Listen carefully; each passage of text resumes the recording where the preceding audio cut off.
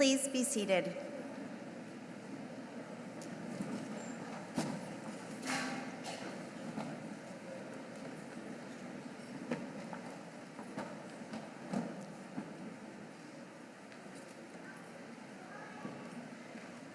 Welcome, families and guests.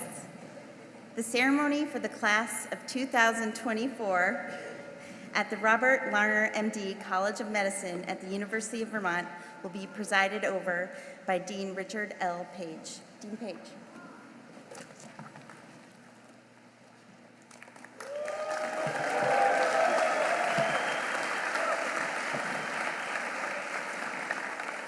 Thank you, Dr. Sullivan, and good afternoon to everyone here in beautiful Ira Allen Chapel on this glorious day. In addition, I welcome everyone joining us via live stream from throughout the world. And most important, let's all welcome the UVM Larner class of 2024.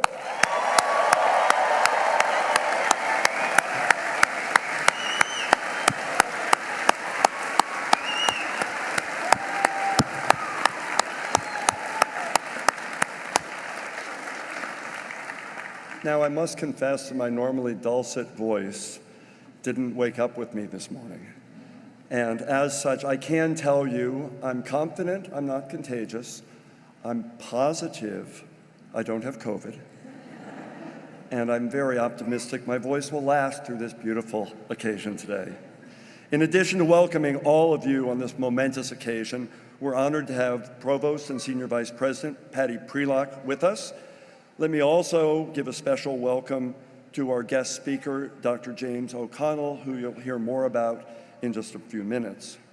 Before we proceed with the ceremony, we should take a moment to acknowledge the individuals on the stage here and in the pews. The deans, chairs, faculty, and other leaders gathered here represent the faculty and staff, both here in Vermont and at our branch campus in Connecticut, who contributed the education of our graduates. Thanks to these individuals and those that they represent, we're celebrating the graduation of these outstanding new doctors, the class of 2024. I'm going to ask each of the stage participants to stand when your name is called, and please remain standing. To keep things efficient, please hold your applause until we acknowledge everyone. First, Dr. Krista Zala, Senior Associate Dean for Medical Education. Dr. Karen George, Associate Dean for Students. Dr. Ellen Kulaga, Assistant Dean for Students at our Connecticut Clinical Branch campus. Dr. Catherine Huggett, Robert Larner Professor in Medical Education and Assistant Dean for Medical Education. Dr. Jillian Sullivan, Faculty Marshal. Dr. Jason Sanders, Senior Associate Dean for Clinical Affairs and President of the UVM Medical Group. Dr. Kate Tracy, Senior Associate Dean for Research. Dr. Jan Carney, Senior Advisor and Associate Dean for Public Health. Dr. Margaret Tando, Associate Dean for Diversity, Equity, and Inclusion. Dr. Rebecca Wilcox, Associate Dean for Faculty. Dr. Elise Everett, Assistant Dean for Clerkship Curriculum. Dr. Karen Lounsbury, Assistant Dean for Preclinical Curriculum, and also representing the Department of Pharmacology. Dr. Leila Amiri, Associate Dean for Admissions. Dr. Jonathan Rosen, Associate Dean for Medical Education at our Connecticut Clinical Branch campus. Dr. Louis First, Chair of the Department of Pediatrics. Dr. Randy Holcomb, J. Walter Juckett Chair in Cancer Research, Director of the UVM Cancer Center and Associate Dean for Cancer Programs. Dr. Chris Berger, Associate Dean for Graduate Education and Postdoctoral Training, also representing Molecular Physiology and Biophysics. Dr. Robert Altoff, Chair of the Department of Psychiatry. Dr. Norman Sturdivant, representing the Department of Radiology. Dr. Gary Stein, Arthur Jason Perlman, Professor and Chair of the Department of Biochemistry and University Distinguished Professor. Dr. Deborah Leonard, Chair of the Department of Pathology and Laboratory Medicine. Dr. Beth Kirkpatrick, Chair of the Department of Microbiology and Molecular Genetics. Dr. Alan Repp, representing the Department of Family Medicine. That should be Department of Medicine. Dr. Eric Anderson, representing the Department of Anesthesiology. Dr. Laura McCrae, Interim Chair of the Department of Family Medicine. Dr. Arlene Chung, representing the Department of Emergency Medicine, Dr. Mitchell Narotsky, Stanley S. Fiber Chair in Surgery and Chair of the Department of Surgery, Dr. Chasen Zeno, representing the Department of Orthopedics and Rehabilitation, Dr. Gregory Holmes, Chair of the Department of Neurology, and Dr. Ira Bernstein, Chair of the Department of Obstetrics, Gynecology, and Reproductive Sciences. And our special guests today, Provost Prelock, I already mentioned, Dr. Sunil Epen, President and Chief Executive Officer of the University of Vermont Health Network, and today's guest speaker, Dr. James O'Connell, President of Boston Healthcare for the Homeless Program. Let's give them all a round of applause.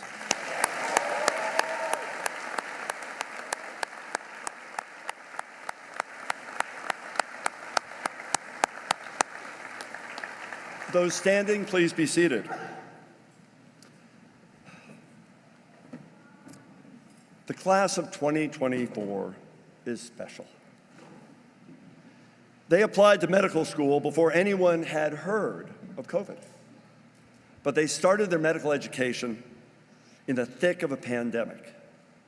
Instead of our usual greeting of the entire class in one large classroom, Dean Zala and I welcomed the class of 2024 wearing masks, visiting them in individual pods of a dozen or so students that defined their preclinical year.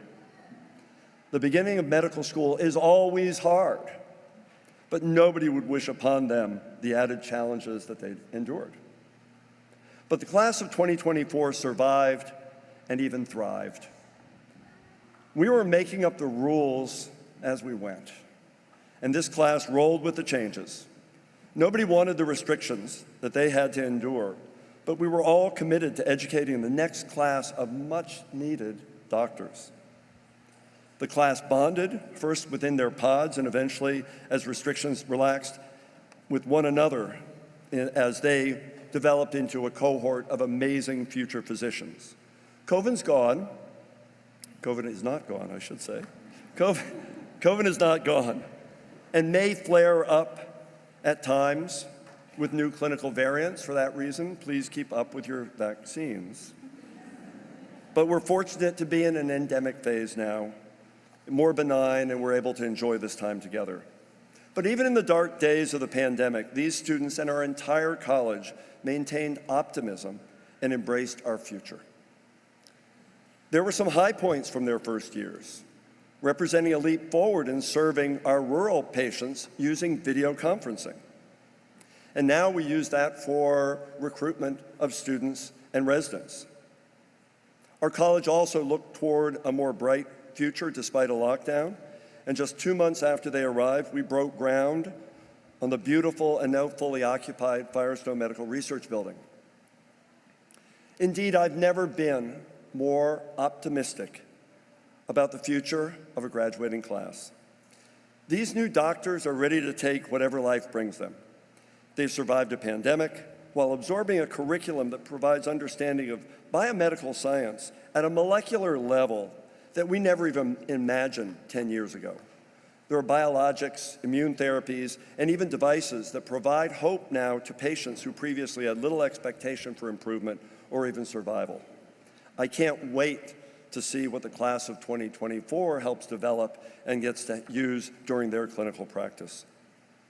Now, our college has a longstanding commitment to the engagement of medical students in learning not just the science of medicine, but also the art and the core values of the healer. Our College of Medicine emphasizes communication, reflection, and professionalism.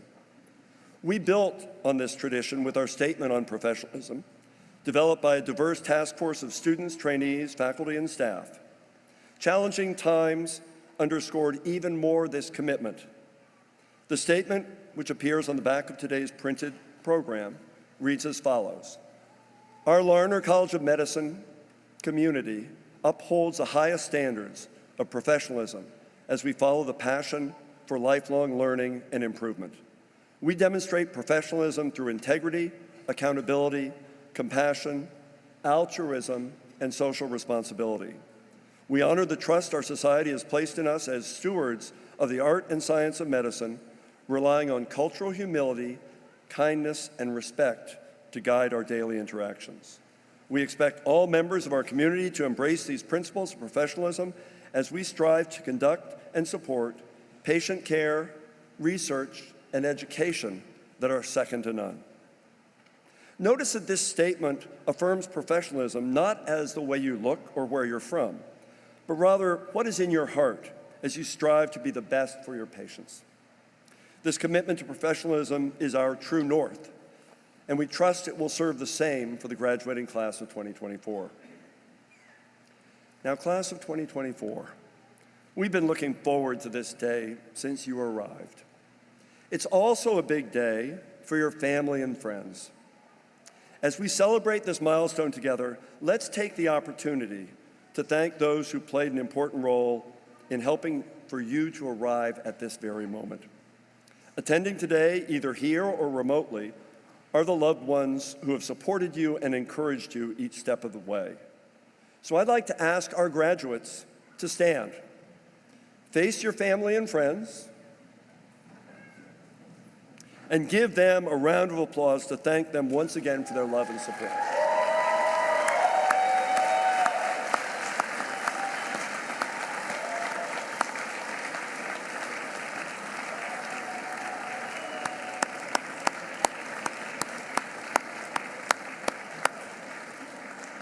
Okay, class, let's sit down. We got more to do. As of today, you are our newest alumni, joining an extraordinary group of individuals who have graduated before you. As alumni, you will extend our campus beyond the physical borders, making a difference in the communities that you serve in the same way you've made a difference in ours. I hope you'll come back and see us at reunions, and I'll be keeping in touch with you as alums. And as you take the next step in your professional journey, I wish you personally the very best. I encourage you to let integrity, compassion, and social responsibility serve as your true north. Let cultural humility, kindness, and respect guide your daily interactions. With these core values and the education you've received, you're ready to greet the patients who await you. Congratulations to this class once again.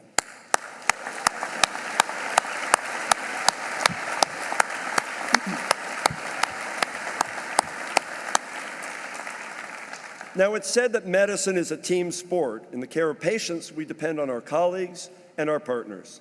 Our college could not ask for a more collaborative, supportive, and engaged partners than the Nuvance Health Network in Connecticut and the University of Vermont Health Network. Our shared missions guide our actions, benefit our patients, and provide students with valuable learning opportunities in the clinical world.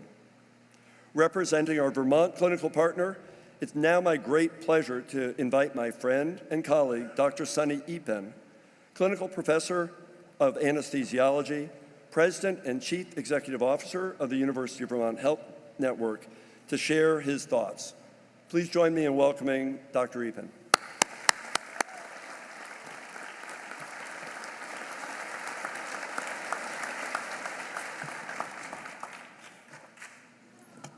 Thank you, Dr. Page. And congratulations to all of you, our newest doctors here. I really mean that. It's a little overwhelming to see all your parents and all of you here, for me to be here and do this. So I'll just start with that. I won't be as eloquent as Rick, but what I want to do is, this is really a day to celebrate your hard work, your commitment to getting to this point, and to acknowledge the support that all of your family members have for you. It's phenomenal for me to look around and see the pride in your family members. They're almost, I would say, prouder than you are. Maybe they are. And it's really beautiful to see it. At the UVM Health Network, I'll tell you that we're really proud to be part of this academic health system to help educate the generation that we're seeing here with our healthcare professionals. That's all of you. We're so proud to have played that part in your education individually and as a class. Keep those fans going as a class, because I feel it up here. I'm kidding, you don't have to do that. We really are honoring everything that you've accomplished, and I don't want to forget that on your way to completing medical school. But I want to remind you that it's a commencement, and A commencement is also a beginning for all of you as you move forward on this sort of continuous path of being a doctor, of continuously learning. And I'd love to share, I'm going to take advantage of my little time here. I've got 5 minutes, I'm going to do it in 6, but I'm getting close. I want to share a little bit of my experience, and then I'd like to share some observations. I had started out by calling it, I want to give you some advice, but I was warned that in Vermont, advice doesn't go very far, so I'm going to share observations with you about what I think. My dad was a pediatrician, and I grew up watching him. He worked solo private practice outside of Chicago, where I was born. I would say that every night he would get a call at home that would waken him, every night. And probably once every week or two, he'd have to send a patient to the emergency room, which meant that he would go into the emergency room as well after he got home after these long days. And I thought, there's just absolutely no way that I am going to go into medicine. It was way too hard. What would drive someone to do that? And so what I did was when I started college at the University of Illinois in Champaign, I was a math computer science major. I like math, but it was pretty much as far away from medicine as I could be at that time. But with time, I realized that I wanted the fulfillment and satisfaction that he was bringing home, that he got from serving his patients, his patients and their family members. And looking through that lens, and I believe that all of you have looked through, as I matured and you've matured, I had really a better understanding of what he was looking for and why he was working so hard and why he was taking those calls at home every night and why he was going into the emergency room, right? He wanted something bigger than just a job. And I know each of you want something bigger than just a job. You're doing the things that I think that I wanted to do and all of the folks up here on the podium want to do, which was to serve others in a larger sense than ourselves.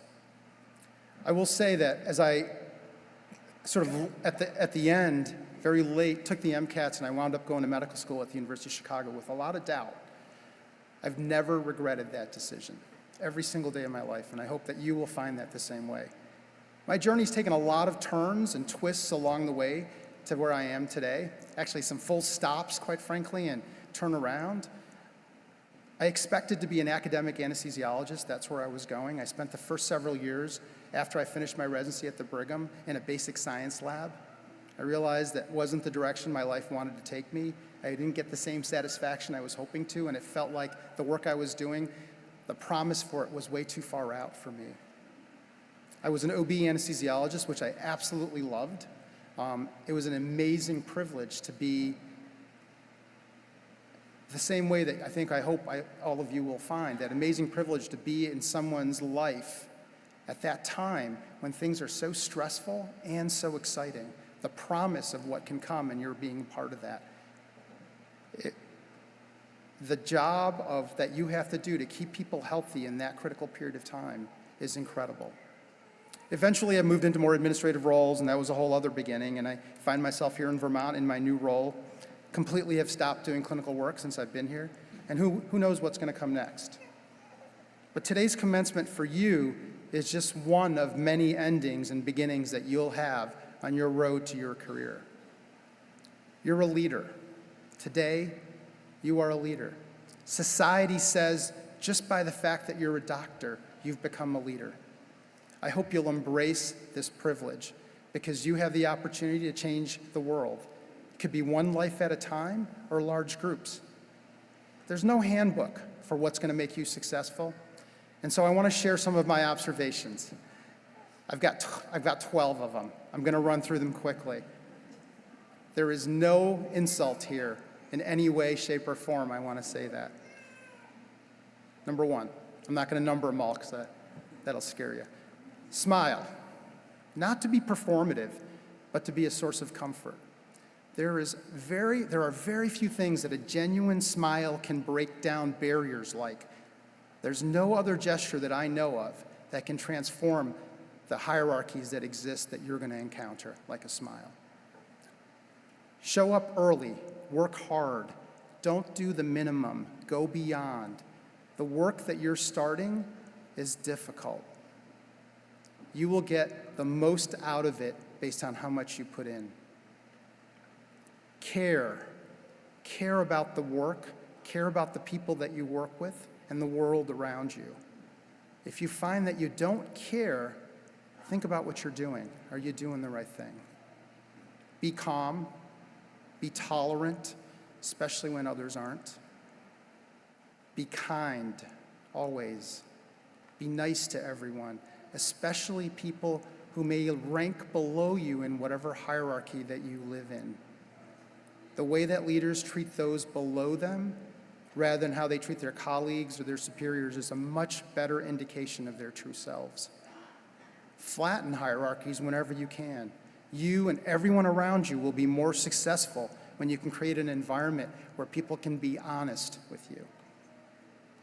Be humble, be curious rather than definitive, even when you think you're right, even when you know you're right. You might learn something, and it's easier to apologize when you inevitably will be wrong. Maintain your sense of humor. Laugh. Laugh whenever you can. Laugh especially at yourself. Have fun. You've got to have fun all along the way. Don't wait till you get to your destination. The journey has got to be fun, so enjoy it. I hope you've been enjoying it so far. Dress deliberately. How you dress shouldn't matter. Most people won't care. Some people will. And it's hard to tell the difference about who cares and who doesn't. And lastly, remember that change is inevitable. It's necessary.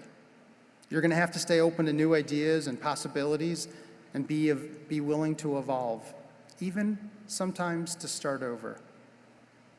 I'm so grateful to have started along the path that you're starting today. I've learned that you can go from one path to another, and still have a rewarding career. This is a great day for you and your families. Not because of everything that you've already done, but because of the potential that lies ahead in each of you. It's just the beginning. Congratulations, and thank you very much.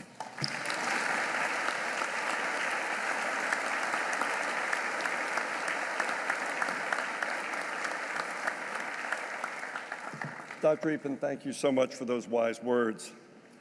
It's now my pleasure to introduce our guest speaker. I've known Dr. James O'Connell since 1984, when I was a newly minted doctor, about as young as the youngest of you, and an intern at the Mass General Hospital, and he was a senior resident 2 years ahead of me. We called him St. Jim, in part because he was actually kind and supportive of those who were more junior, less experienced, and frankly, at times, overwhelmed. We were grateful to have him as a senior colleague and a role model for professionalism. But we had no idea where his integrity, compassion, and commitment to healthcare justice would take him. Fast forward 40 years. Dr. O'Connell has established Boston Healthcare for the Homeless program and serves as the founding and current president of this organization that serves 10,000 homeless individuals and families each year at 2 hospital-based clinics in Boston. In a trajectory that took him from earning the trust of his patients by literally washing their feet, Dr. Jim, as he's known on the street, developed a patient-centered practice that provides the best possible care for those who are unhoused and frequently under added stress of mental illness and substance use. He's an inspiration not only to me, but to countless other individuals he's served and worked alongside. He reminds us of the reason we became doctors, a physician who practices medicine with compassion, conscience, and dignity, a physician who does not judge, no matter the circumstances, a physician who understands the delicate balance of the art and science of medicine, and what that means when caring for our fellow human beings. Now, Dr. O'Connell's been featured on major media outlets, including NPR, ABC's Nightline, CBS Evening News, and several feature-length articles and documentaries. He's received numerous honorary degrees and awards, including the Albert Schweitzer Humanitarian Award in 2012, and has collaborated with homeless programs in the U.S. and across the globe. I could go on, but we have doctors to graduate.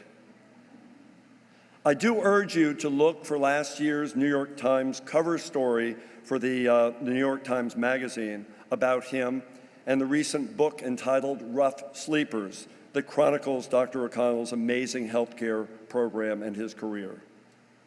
So with that, please join me in welcoming Dr. Jim O'Connell.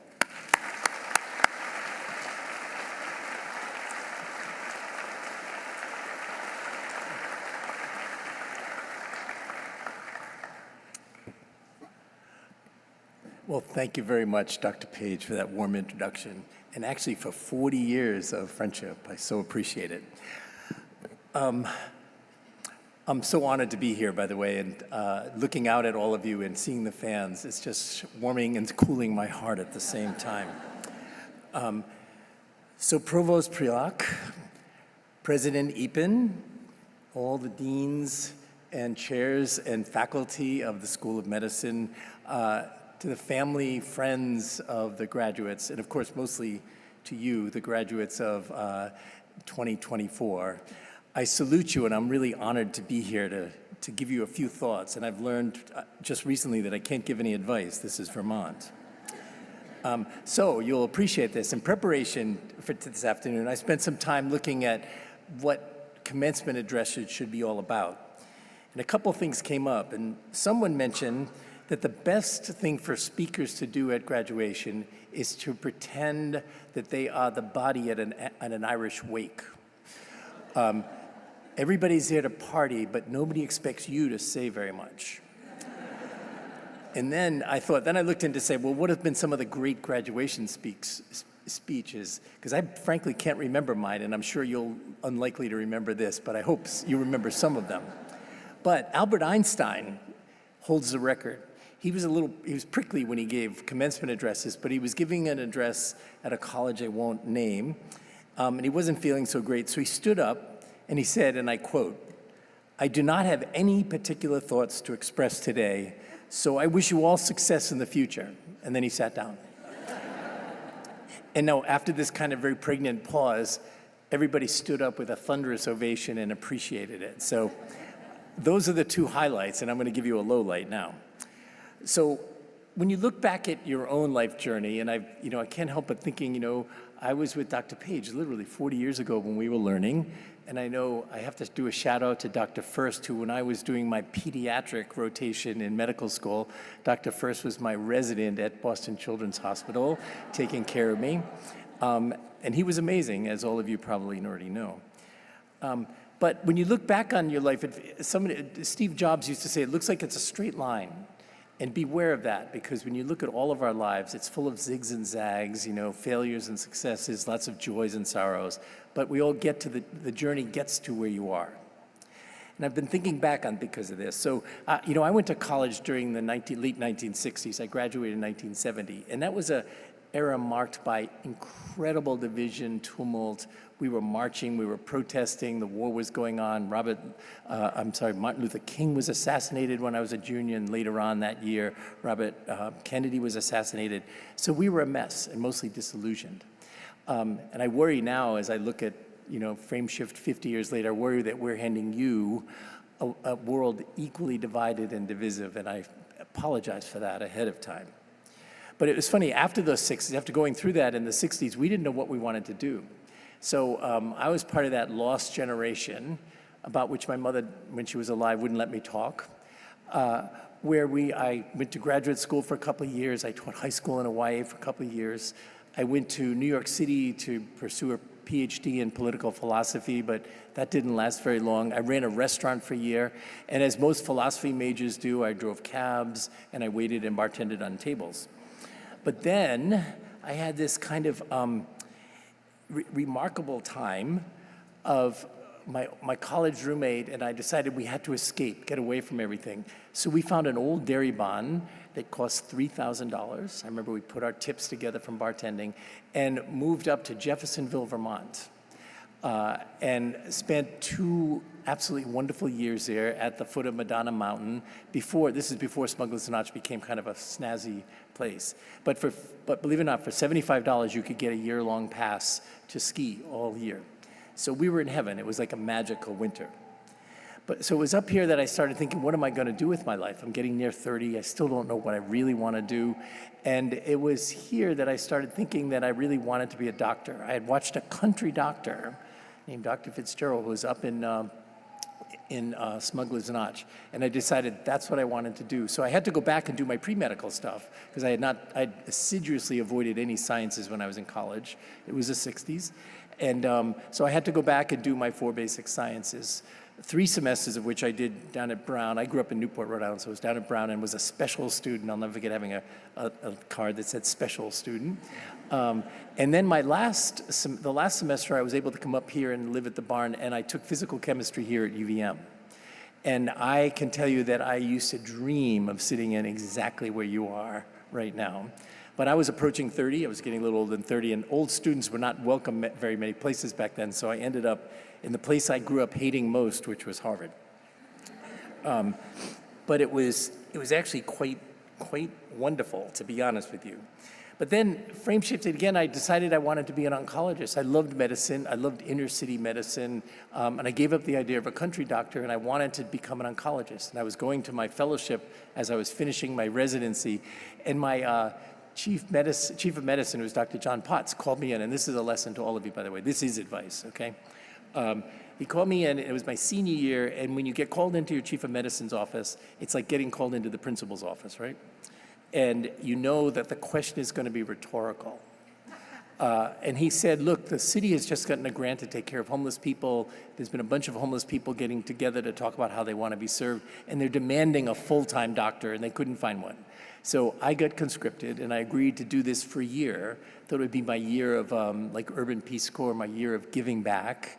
He had delayed my fellowship, and I went down to the shelter. And you have to picture this, and Dr. Page referenced this a little bit, but I finished my last rotation at Mass General was to be the senior medical resident at the ICU. And you get this inflated sense of ego. I promise you, it's coming. You think you can handle everything.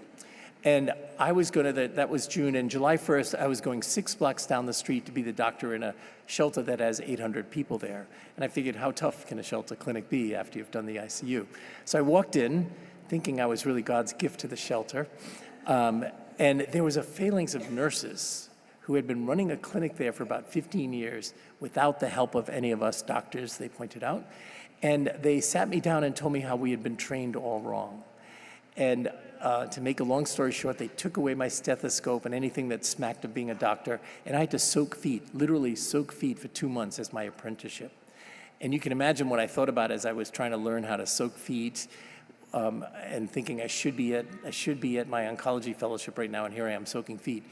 And what I learned is that the brilliance of the nurses, and most of everything I will tell you now we learned from how nurses see the world, was that we were sitting at the feet of those we were serving. You weren't in their personal space the way we are when you're a stethoscope's length away from their personal space.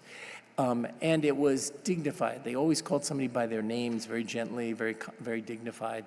And believe it or not, most homeless people go through weeks of their lives without anyone ever saying their name, and rarely with any kind of kindness.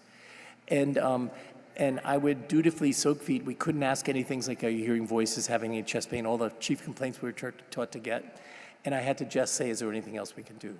And I had one man I will never forget that I took care of, Barbara McGinnis, who was the head nurse, who was the person who taught me everything and after whom we named our program. She made me soak the feet of this man who I had seen hundreds of times in the emergency room, Mass General. He had terrible schizophrenia.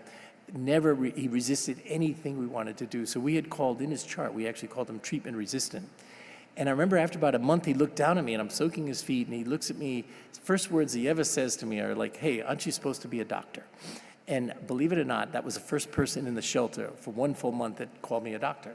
And so picture that. So I lit up. It was great. He's acknowledging I'm a doctor. And then he goes, what the hell are you doing soaking feet?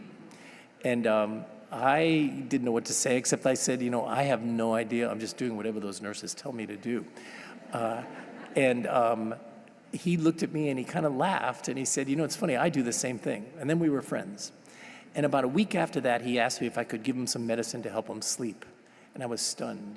Here's the man who resists everything asking me if I could help him. And within about a month after that, he was taking all the medicines we had spent 25 years at Mass General saying he was resistant to taking. So the nurses taught us a huge lesson, which I wanted to impart to you. It's really getting to know who you're serving and knowing where they are. Not where we are, but where are they? And then figure out how to bring your skills and your talents to them. So in that was my humbling lesson. And the other thing I had to realize through a career, and I urge you to think of this, find every way you can to keep your sense of wonder. Like, what is wonderful about all this? Don't get discouraged. I was reading something on Ralph Waldo Emerson not so very long ago, and he had this sort of thought exercise, and he just said, imagine if the stars only came out once every 1,000 years. He said we would all be out there, none of us would miss it, and we would be astonished by the wonder of the stars. It reminded me, by the way, I hope all of you did, but I drove up to see the eclipse. It was my first solar eclipse, and I had that same sense of wonder. Totality was mind-boggling. But keeping that sense of wonder is what your job is to really cherish. Don't burn out. Keep that wonder. So I also want to say, without giving advice, because I remember listening to someone once, when we give advice, your job is to figure out why it's not right. So let's keep those jobs right. But I want you to keep your minds and hearts, I'm sort of echoing what Dr. Page so eloquently said, sort of open to the suffering of the people around you. Paul Farmer, who's a friend of mine, I don't know if you know Paul Farmer, he was the amazing doctor who really changed the world and started clinics in Haiti and around the world. But Paul, I met when he was a student, and I was working at Pine Street, and we had an outbreak of pulmonary tuberculosis that was resistant to most drugs. We had 60 cases of active pulmonary TB in the shelter. This is just after I'd started working there. And he came down because he was fascinated by it, and we became friends over the years. And he used to drive me crazy because we would be on panels together at the medical school. And Paul would get up, and everybody was there to see Paul because he's like an amazing person. He'd get up and he'd introduce me, and hear this now, as, quote, the poor doctor who has never gotten more than a mile from his medical school. And then Paul would go on and talk about changing the world in Haiti, Rwanda, Russia, you name it, Peru. And then he would always come back, though I'd be infuriated. I remember when I first heard that. But he would always come back, and he had this really almost, he had this sincere moral clarity. When he'd come back and he'd say, but now mind you, 1 mile from our medical school, he's seeing the exact same health disparities that we see in the poorest countries of the world. So when you go out to look to see where the suffering is, we have to go wherever it is that you find it, but look right outside the doors, in the shadows of our own institutions. We have in Boston, we have the highest mortality rate we know in the world of the street people living literally outside the hospital. So there's a ton to do, and I urge you to keep your minds and hearts open to doing that. So I think I'm going to end here because I don't want to go too long, but I just want to tell you one quick story, which is a Vermont story. And I hope you realize I keep trying to come back to Vermont because I love dearly everything here. Now that I understand a little bit of the medical school, I am so jealous that all of you have had the privilege of being here. But my wife's only sibling lives in Stowe, and we came up last July for his birthday. It was July 12th. And we came up to celebrate it in Stowe. And I had to stop by Brattleboro to speak at a shelter which had gone through an awful tragedy. And I had to catch up with everybody afterwards. But I don't know if any of you were around then, but it was July 12th. I'm on Route 89, and it's pouring rain. And all of a sudden, 89, and I had lived here for a long time, never seen it happen, was just closed. The cars were stopped. No one could go anymore. And the police were getting us all off the road to go down into Montpelier. I was right at the Montpelier exit. And it was the night that they had the flood. And so I'm driving down into Montpelier, just not very far from Stowe, where the big birthday party was going, and I'm feeling really badly for myself. I tried to fill up the car with gas, because by that time they're saying you can't get out, you've got to find high ground. So I was filling myself up with gas, and I was watching the river come up over the bridge. The water was at my feet when I'm filling the car with gas. So I got in the car, and I drove up the hill in Montpelier, and there's an Econo Lodge there. And so I said, oh my God, thank goodness there's someplace I can at least go. And I went into the lobby of the Econo Lodge, and it's completely full. And there's people there, on blankets on the floor, and everybody, it was like a refuge. And I went in, they were incredibly kind to me. They said, we don't have much food, but here's some hot water and a packet of hot chocolate, and there was a bathroom. So I went out and I slept in my car, feeling really badly for myself. And about 11:30 at night, there was this knock on the window, and it was this man with his 2 little children. And he had come over and he had a Coca-Cola, and he had 2 whoopie cakes. And he knocked on the door, he said, "We thought you might be hungry, do you want these?" And I realized, as you all may know, that with some surprise, this was a motel where homeless people had been placed during COVID. And so here I am, 40 years later, thinking I've been taking care of homeless people all this time, and who's taking care of me but the very people we serve. So if there's any lesson I want to keep with you, is it's those relationships you're going to make with the people you're caring for. And I don't care if you're in a high-powered specialty or in the emergency room or doing family medicine or pediatrics. Those relationships are what really sustain us. So I'd urge all of you, as I've heard so much today and witnessed so much, to really, think of that as what our careers are all about. This is a great profession, and we're welcoming you into it. In a few minutes, you will all be doctors. Quite extraordinary. So I guess I would say that I'd say I wish you exciting lives, full of balance, promise, failure, cherish failure, compassion, fun, and wonder. Please embrace uncertainty. It's coming whether you like it or not. Cherish your failures and always remain open to the serendipity that sprinkles our lives with such potential. Okay. You, by the way, have huge amounts to give to us in our world, and our world, God knows, is broken. So please come help us. We welcome you into this really amazing profession. Thank you for letting me be here. Appreciate it.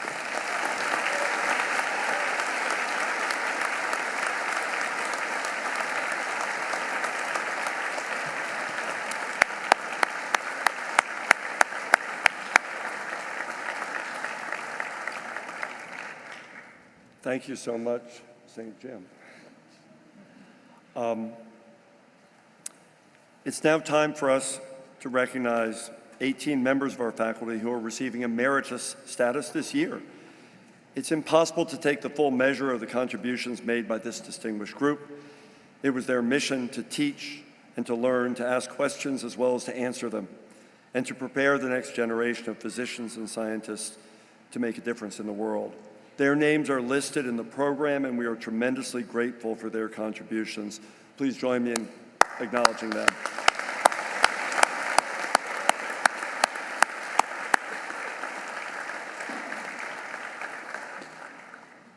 I'd also like to take a moment to congratulate the faculty and staff who have received awards from the class of 2024. Their teaching, support, and mentorship have been invaluable. All of these honorees' names are listed in your program as well. Let's acknowledge them, please.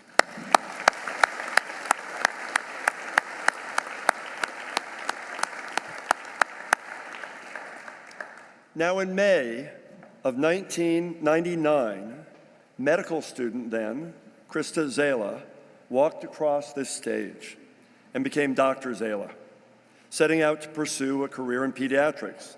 Today, she is professor of pediatrics and Senior Associate Dean for Medical Education. There are few people more passionate about the student experience, more dedicated to student wellness, or more engaged in student success. And through this very special 5 years working together now, I could not imagine a finer partner in leading this college and our efforts around medical education. Please join me in welcoming Dean Krista Zala for her message.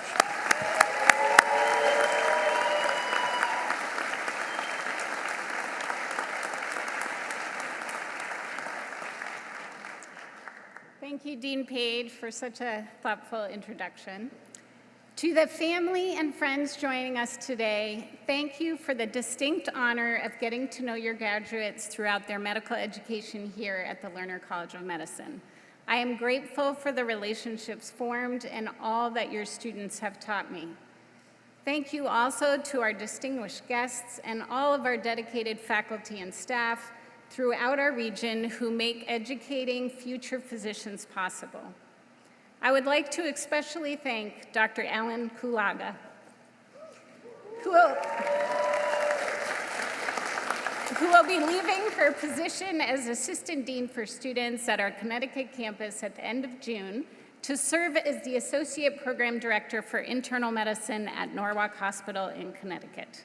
Dr. Kulaga, your commitment to medical education and support of our medical students in Connecticut has been instrumental in their success and greatly appreciated by me and our medical education program.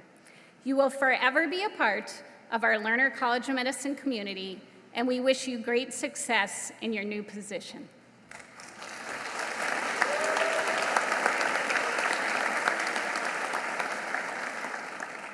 Most importantly, thank you, students of the class of 2024.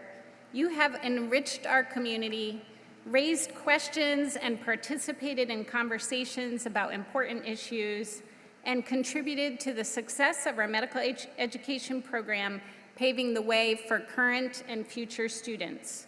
I love to learn, and therefore I love to teach. You have all taught me so much, and for that I will always be grateful.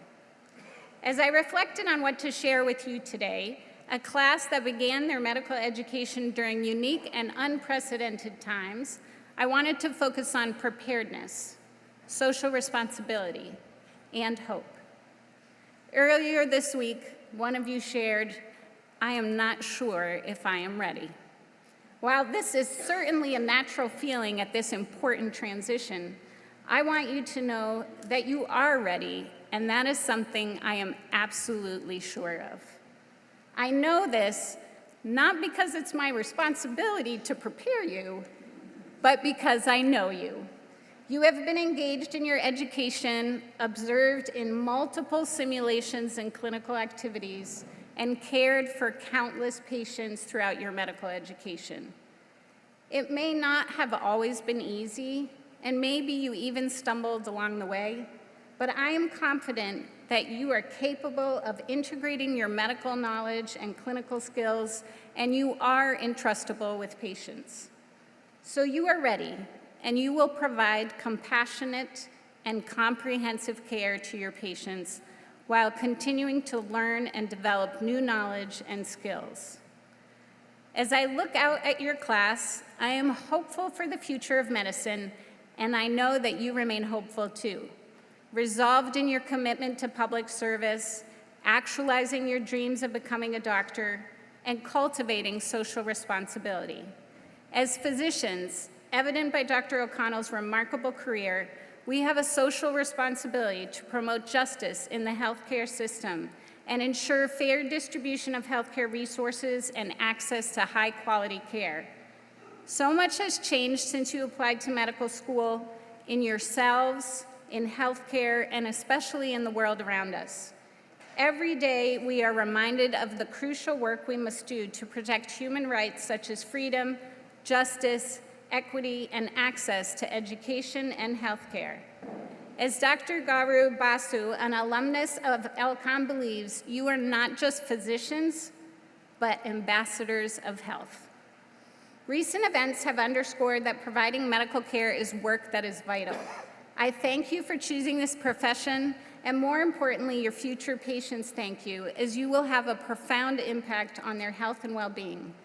You are desperately needed, and your commitment to take on the role of healer has never been more important.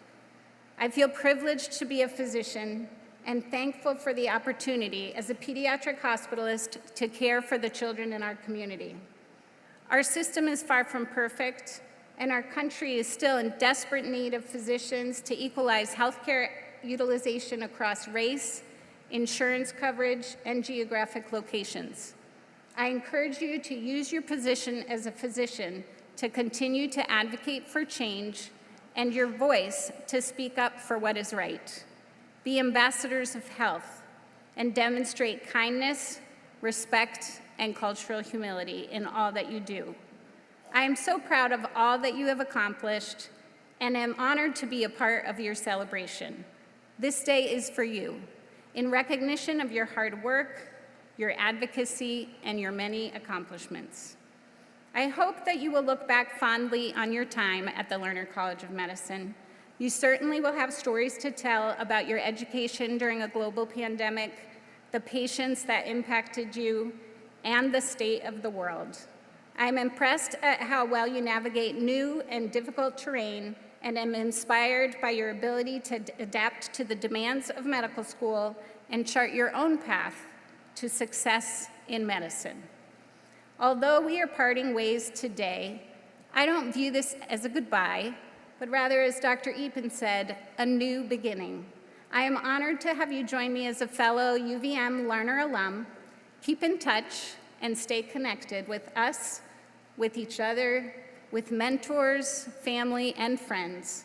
You will benefit from that continued support throughout your career. And remember to always keep a little piece of Vermont in your heart. Congratulations to all of you. Best wishes on this special day, and I look forward to hearing from you and catching up at reunions.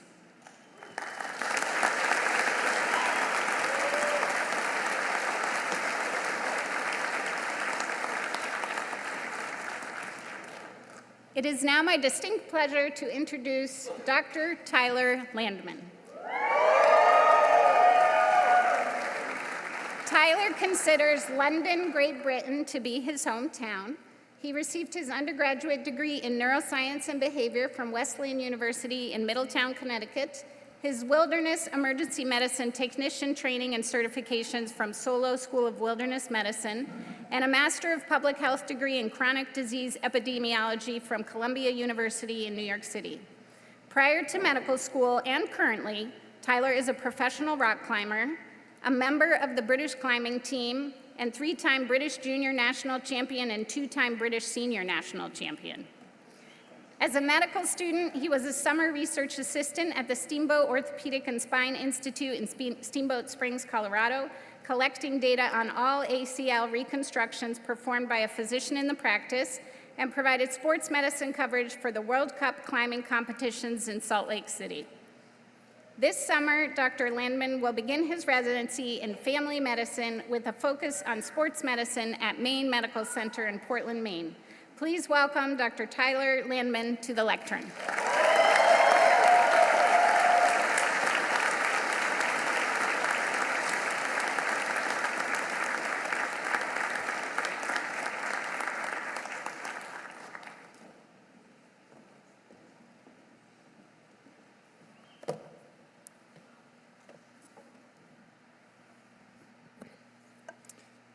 On Friday, the 28th of July, 2020, I received a phone call from the Larner College of Medicine Office of Admissions. A seat had opened up in the class of 2024, the last seat, and it was mine if I could be at orientation in 48 hours.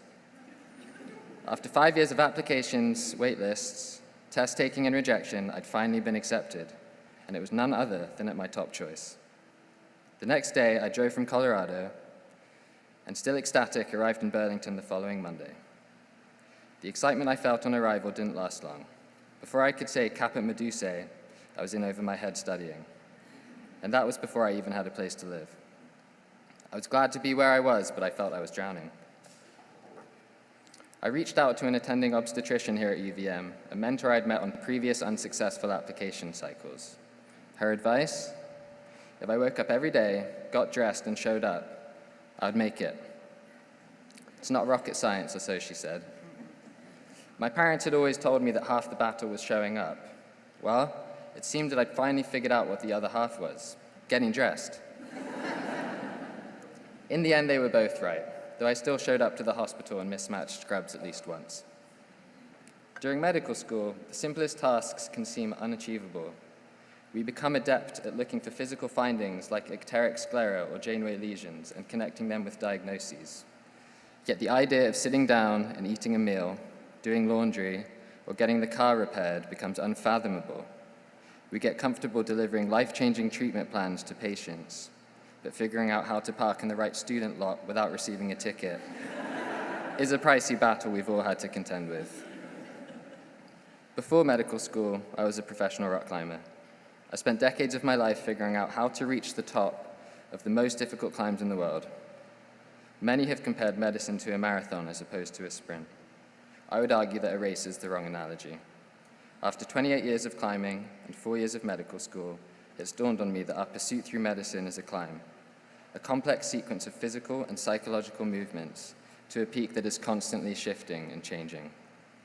We've learned not only how to weather storms, but how to steer around them. We've learned how to climb fast when the terrain is vertical and filled with handholds, and how to slow down and pace ourselves when things get steeper, the holds more sparse. My obsession with climbing has never really been about reaching the top, but how to get there. It's about problem solving, learning from mistakes, trial and error, and finding a sequence which works. Similarly, there is no summit or finishing medicine. It's a lifelong pursuit that demands constant reflection, humility, and a commitment to not repeat past mistakes. And I believe that UVM has encouraged us to pause, reflect, and embrace the hidden bends at every corner.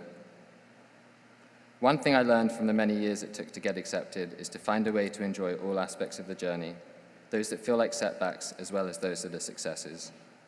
When your head is buried in the grind, when you are autopiloting your way to the hospital at some ungodly hour, find something that makes you smile. Be it the rising moon or the quiet beauty of Spear Street while everyone else is asleep. Pause and stop to appreciate the present. We've been instructed by brilliant physicians and researchers, and equally as important, nurses, techs, and MAs. We have trained in an institution that does not always succeed, but always strives to treat all members equally regardless of the hierarchies within medicine. I implore you to bring this part of UVM with you wherever you go next and to treat your colleagues how you would like to be treated. Remember people's names, no matter who they are. Give them a friendly nod next time you see them, even if you're not sure they'll remember you. Trust me, they will. Remember why certain attendings were so fun to work with and strive to embody their traits, not those of the people that made you feel unimportant. And when things feel monotonous, look back to the excitement you felt when this all felt so new. I will always remember the first day of clinical rotations, the day I placed my first suture, a single buried stitch on a patient's right buttock. Regardless, I'll never forget the enthusiasm and honor I felt when I was handed the forceps by my attending. Attendings and other medical staff are not our only teachers. We've learned from our patients too, some whom we'll never forget. Some lives we helped extend and others we wished we could have done more for. Remember how it felt to be in the room the first time a problematic diagnosis was delivered poorly, or how it felt to see a mistake no one took responsibility for. Remember these patients and what felt so discordant when you left the hospital that day. These are the encounters that motivate us all to become better doctors and to bring positive changes to our new surroundings. Even our difficult experiences have been our teachers. Remember how it felt to be ignored, kept unnecessarily late, or thrown under the bus by a resident. We will soon be the guides for the next generation of doctors, responsible for making sure their harnesses and knots are tied up and they know which route they are climbing. We can make their lives easier, more enjoyable, and more rewarding. There are malignant cultures in medicine. We know because we've experienced them. But that doesn't mean we have to reproduce them. It will be our responsibility to listen to those we disagree with and to respectfully acknowledge differing points of view. It will be up to us to create an environment that embraces discussion, allows for difficult questions, and not only permits, but encourages reaching out for help. We are privileged to receive the torch, and it's up to us to decide how we carry it. Lastly, we must commit to taking care of ourselves. Be intentional about your time, and make space for the things you love. When the last patient of the day no-shows, use that time to go on a run, or to cook something special, or to call the most important people in the crowd today, your family. Protect the parts of your identity that exist outside of the hospital, and maintain the relationships with your friends outside of medicine. We must all be devoted to finding the balance between life and medicine, even if at times it feels impossible. To my mentor, Dr. Ann Doherty, you are right. You are right. Getting dressed and showing up is the most important thing. The scrubs may not always fit perfectly. Sometimes they may be on backwards or 3 sizes too big. The waistband might need to be rolled down 8 times to avoid looking like MC Hammer, but that's okay. Showing up for patients, for our colleagues, and for ourselves is the most important thing we do, and is a moving target we must always keep sight of. So without further ado, thank you for your time, and a warm congratulations to the class of 2024.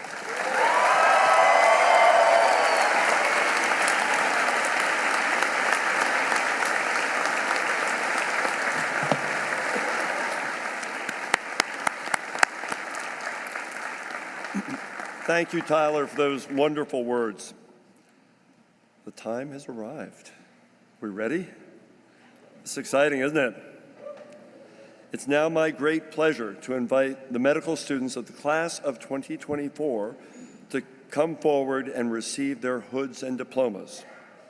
Dr. Catherine Huggett, Assistant Dean for Medical Education, will be reading the names, and Dr. Karen George, Associate Dean for Students, will be assisting Dean Zala with hooding today. Let's get going.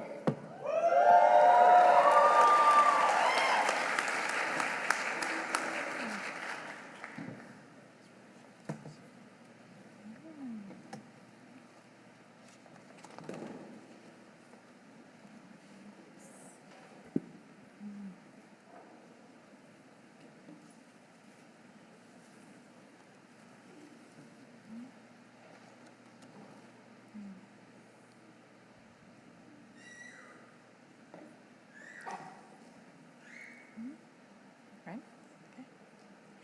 Okay. Elise Alexandra Prihoda.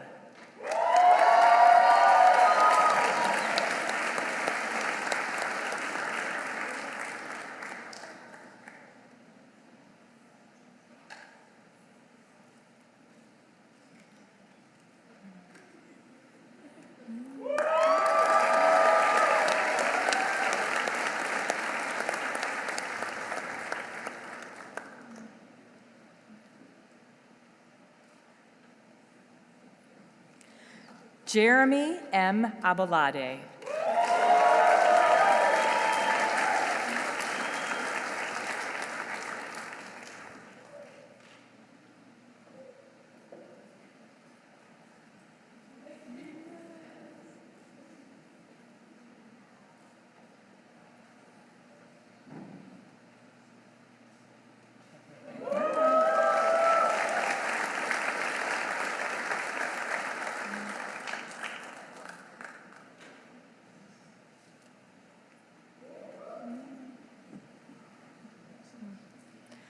Robert Anthony Adamian.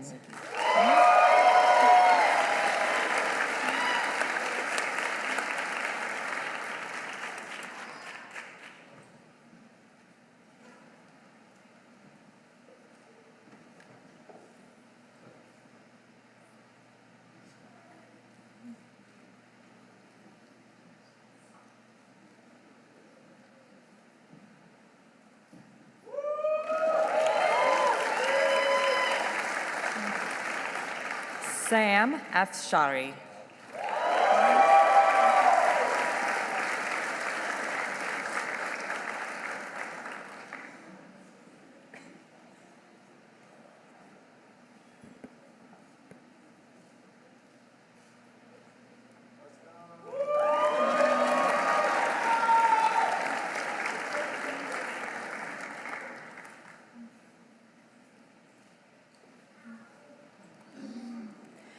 Samuel John Oldus.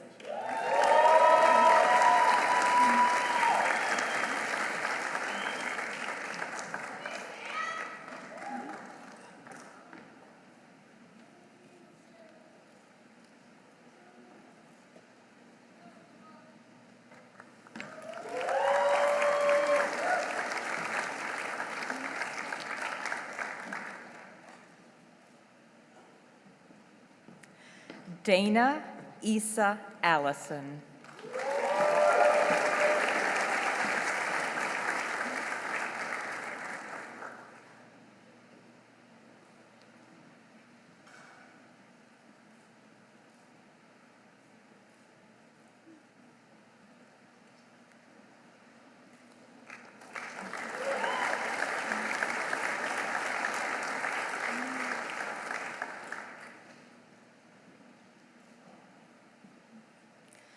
Jeremy Scott Altman.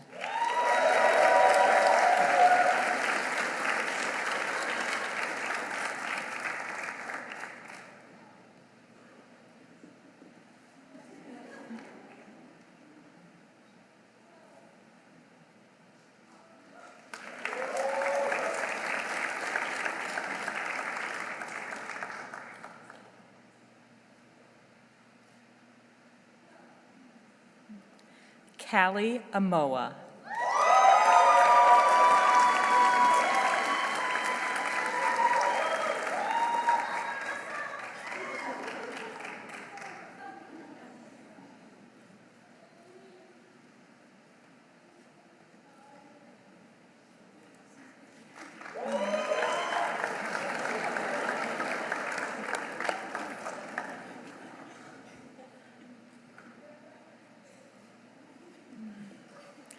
Betsy Ann Miriam Asumu.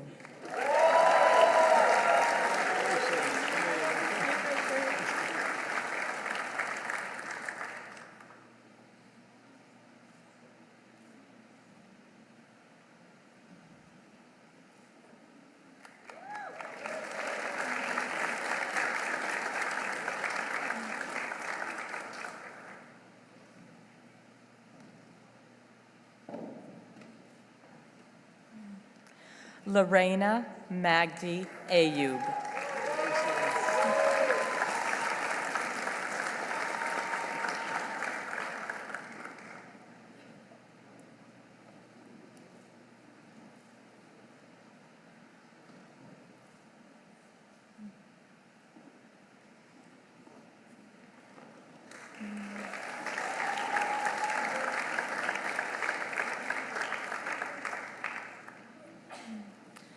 David Anthony Bachoy.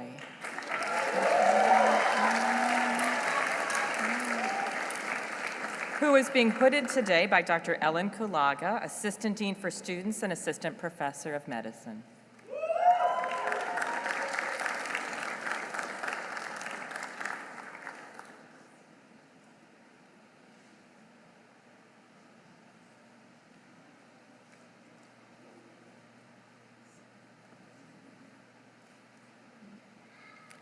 Natalie Yun Bales.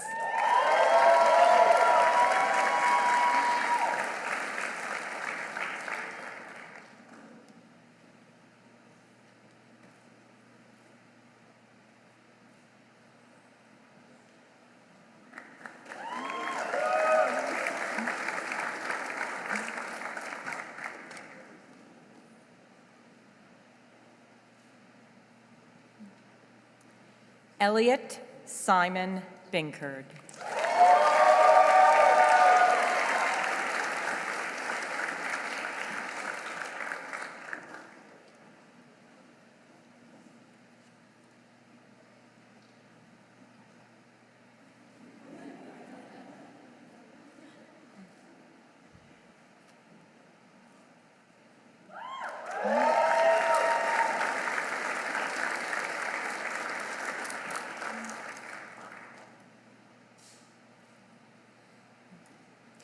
Gabriela Bosmenier Cruz.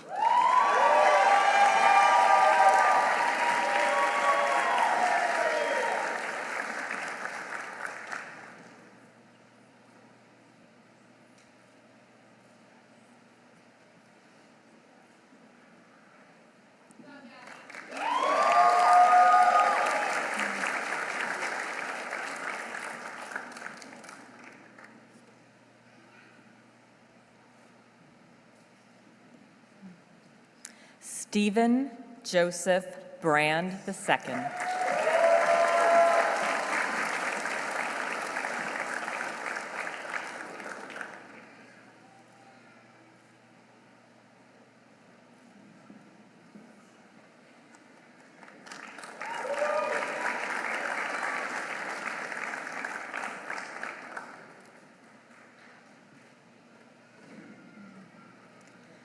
Carl Walter Brash.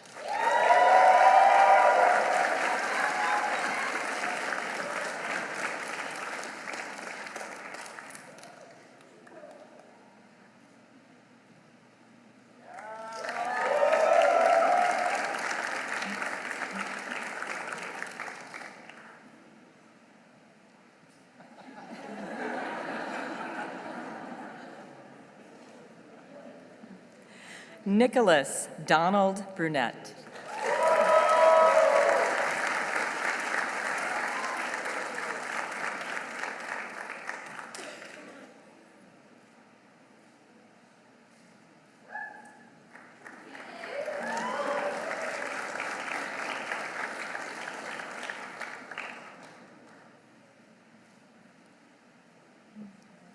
William D.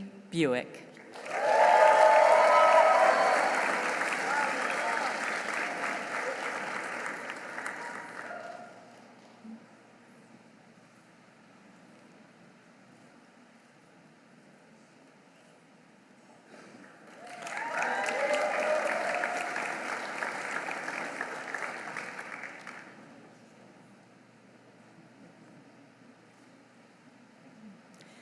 Sydney McMillan Cardozo.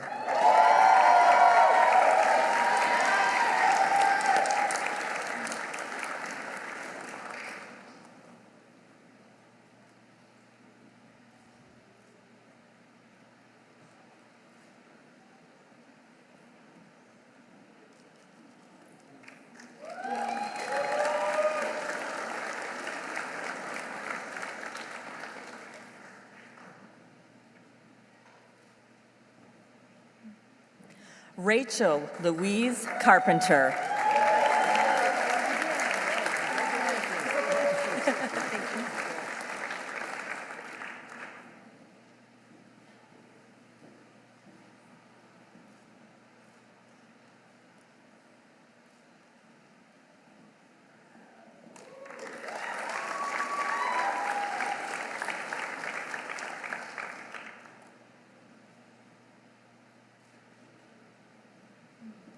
Sadie Marie Casale.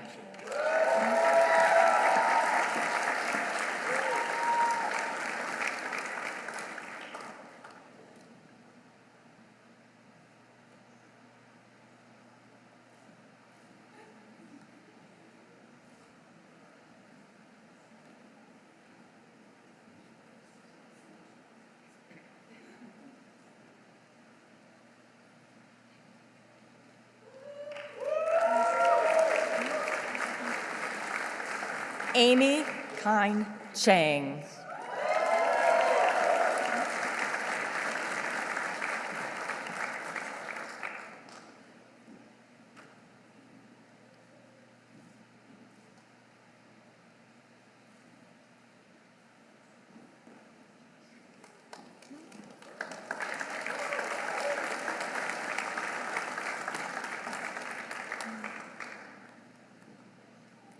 Zan Ahmad Chaudhry.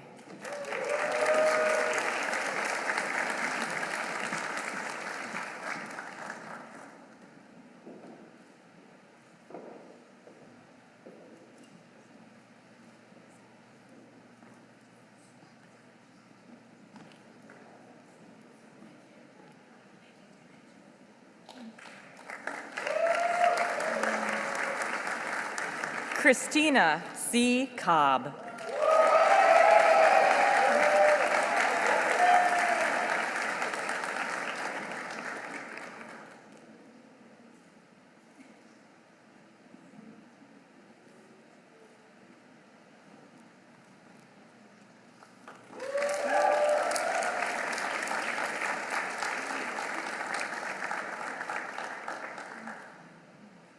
Trevor Daniel Coles.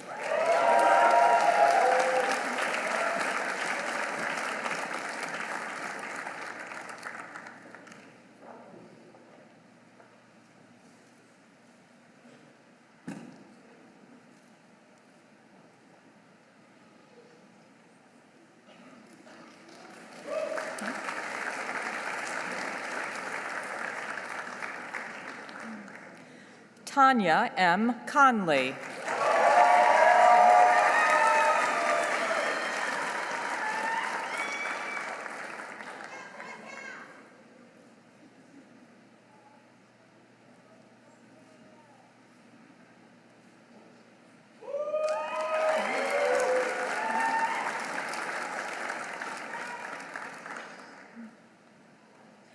Julie P. Connor.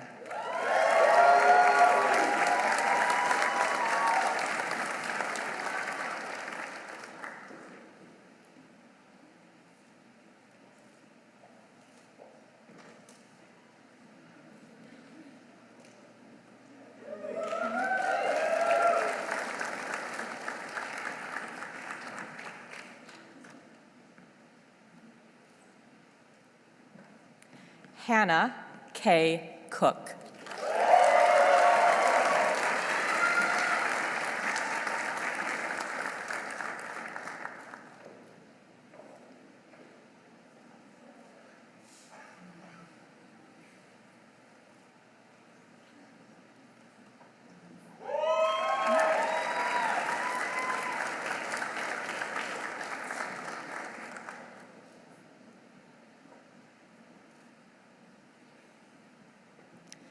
Linda L. Chue.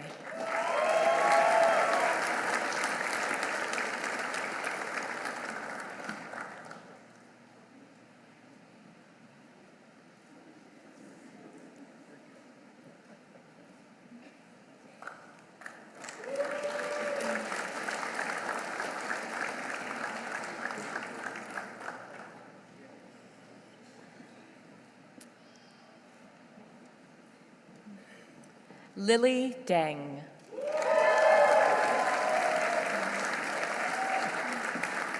Who is being hooded today by Dr. Ellen Kulaga, Assistant Dean for Students and Assistant Professor of Medicine.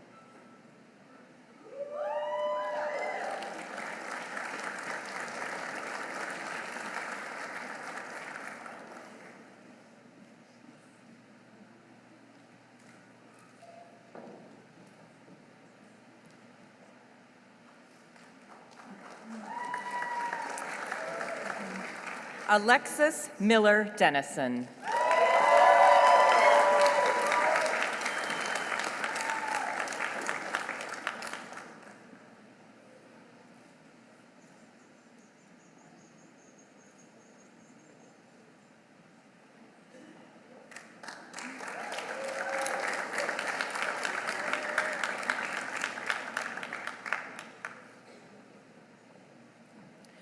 Willie Dong.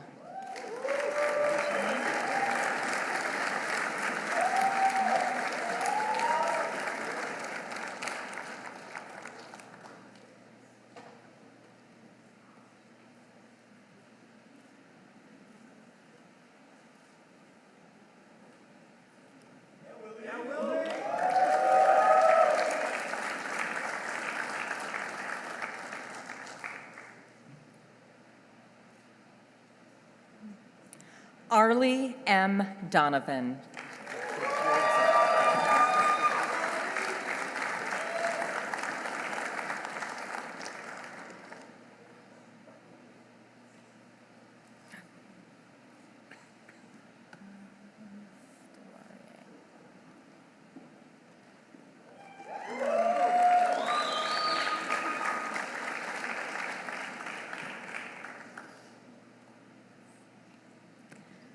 Taylor Drake.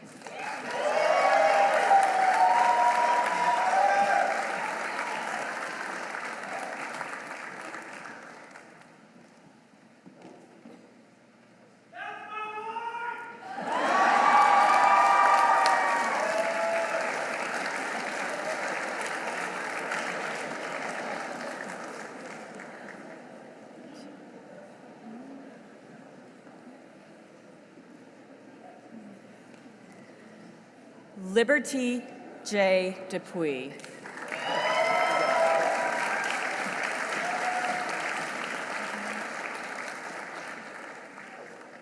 Who is being hooded today by her father, Dr. Donald E. Dupuy, a 2001 graduate of the Larner College of Medicine.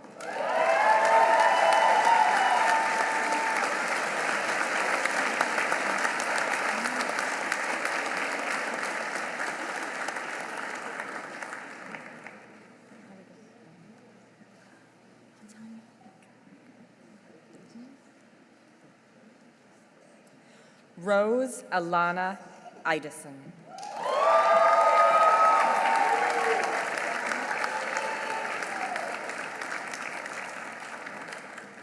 Who is being hooded today by Dr. Jonathan Flyer, Associate Professor of Pediatrics.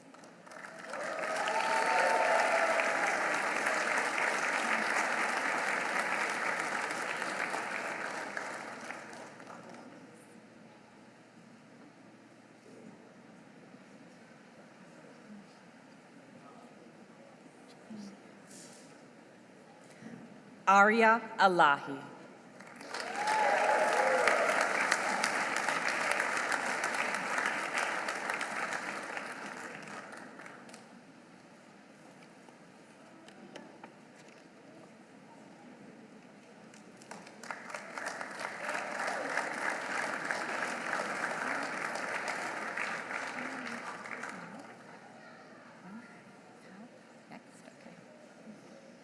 Andrew Charles Delorier.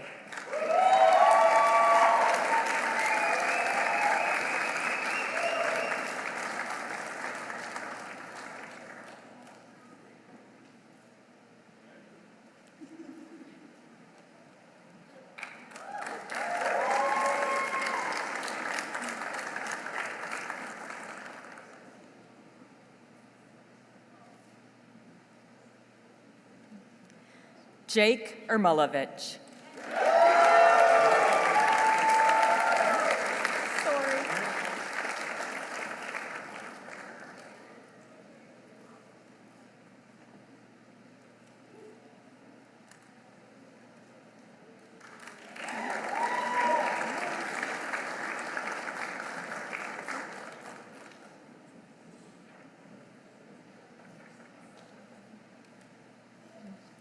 Justin Lucina Esteban.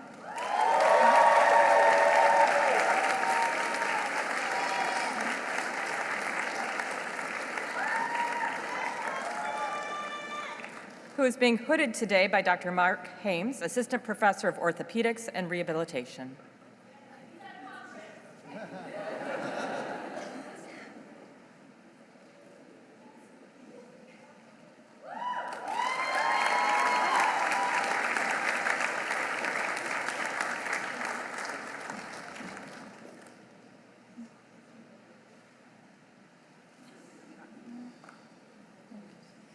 Mia Lavina Kristatanova Zume.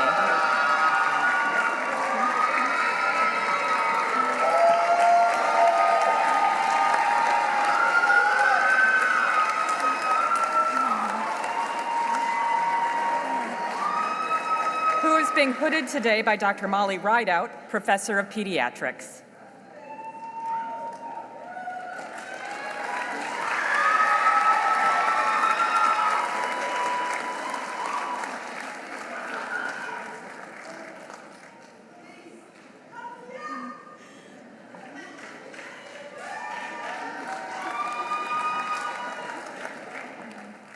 Saida Juwairiya Fatima.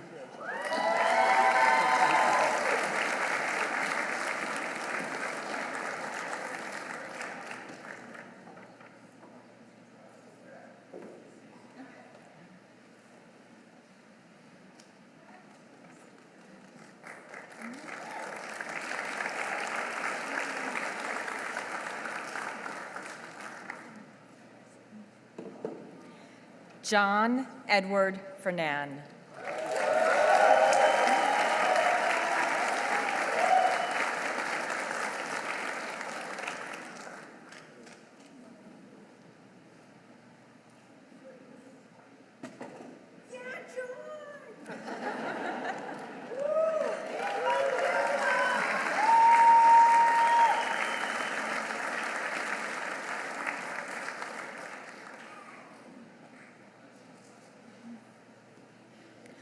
Colby Jeremy Fisher.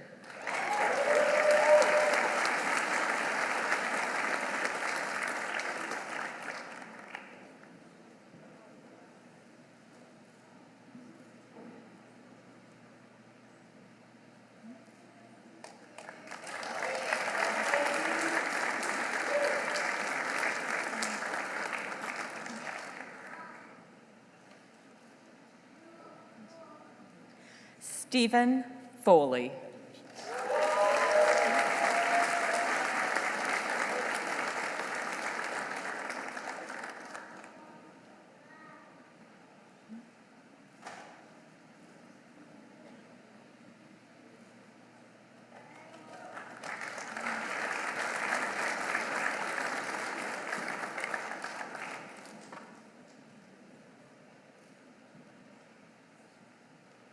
Jeremy Rutherford Frank.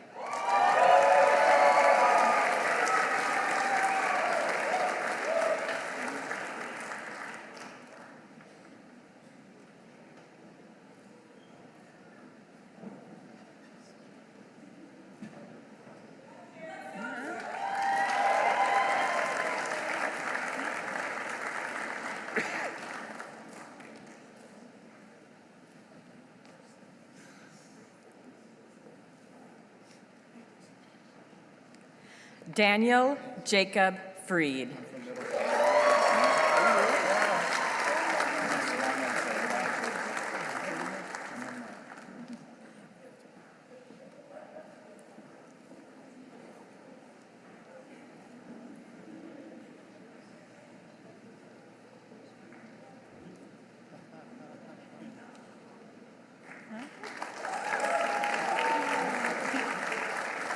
Rosie Friedman.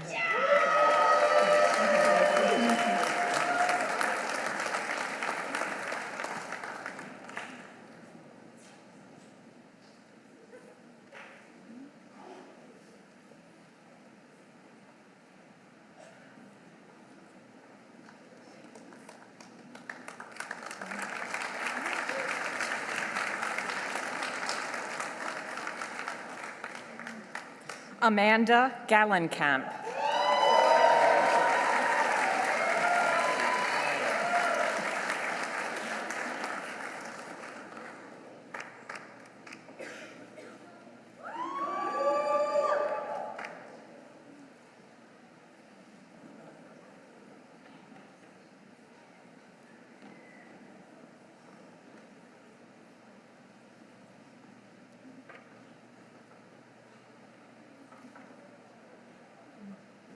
Adam Elamayehu Gurma.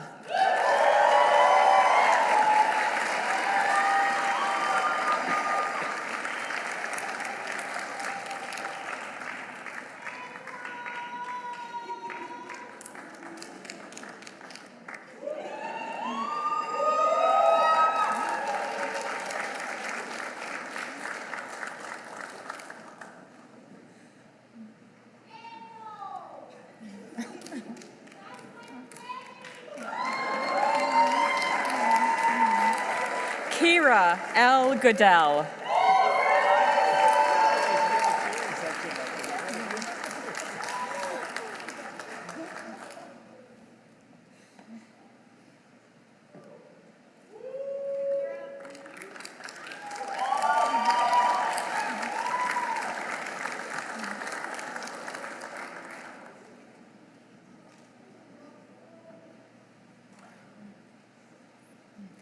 Crystal Ashley Gopal.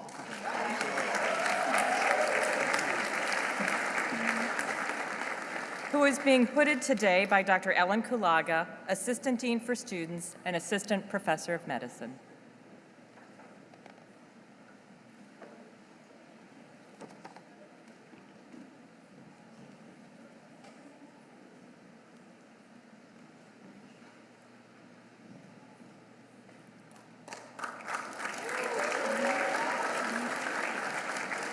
Timothy Wickham Greenfield.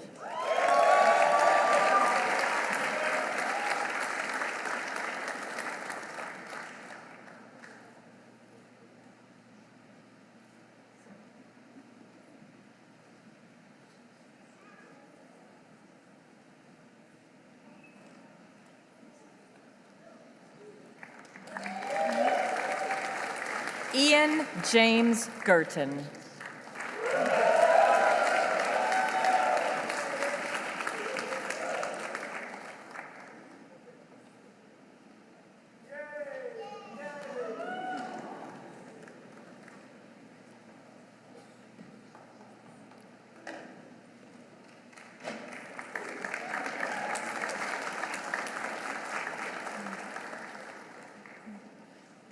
Varun Gupta.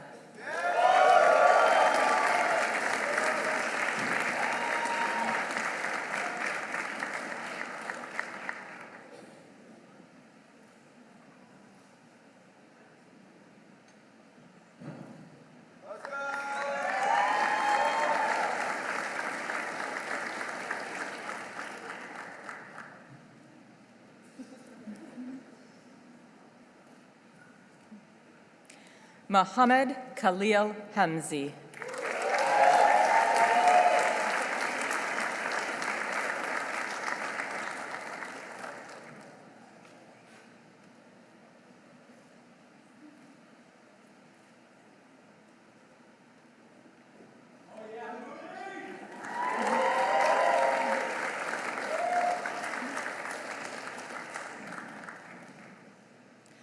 Tyler Anthony Harkness, who is being hooded today by Dr. Ellen Kulaga, Assistant Dean for Students and Assistant Professor of Medicine.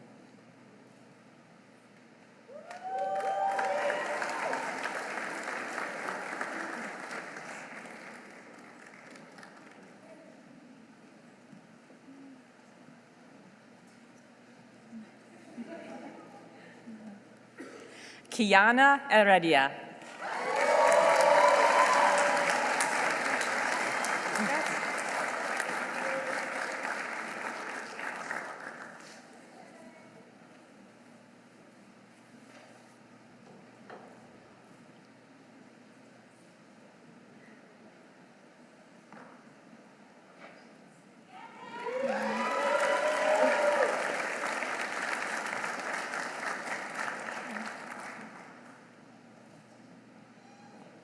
Max Christensen Hodwells.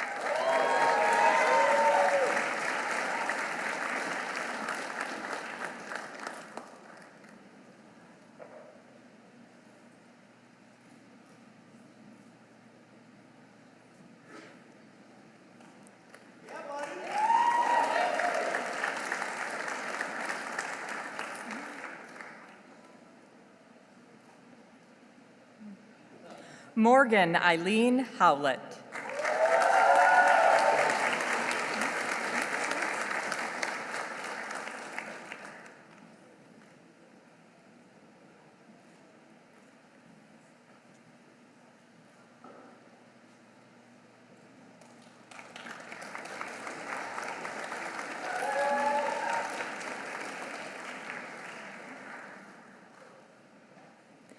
Alex M. Jenkins.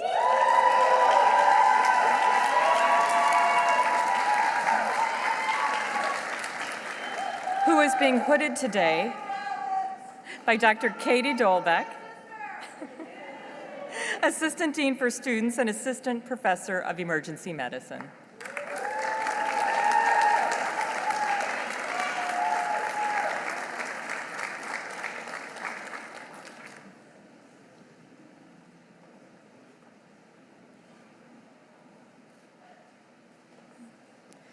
Gina Jin.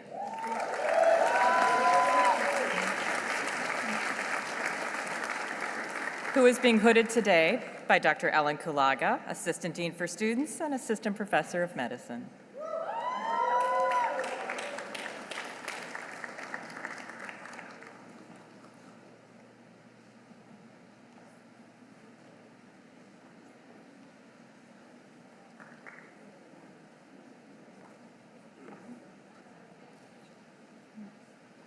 Aaliyah L. Johnson.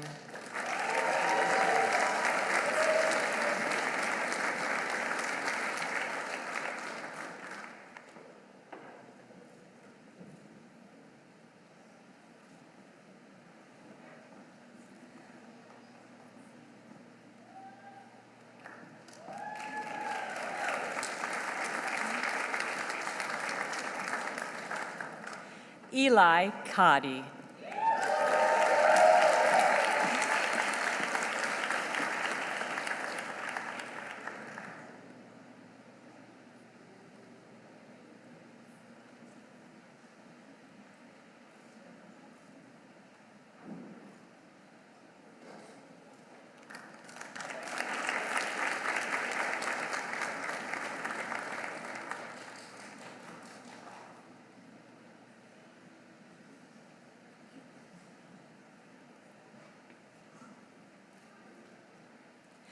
Simran Kalsi.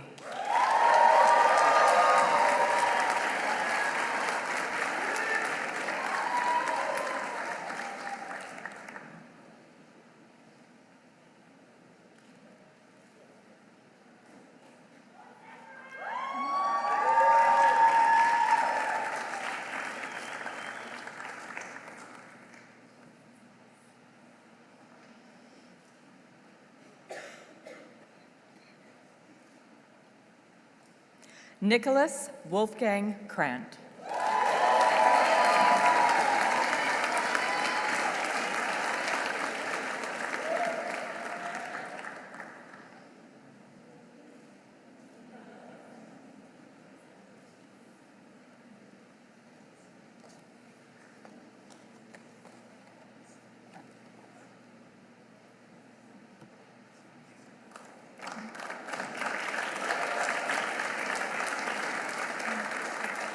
Alexander Marsh Kubaki.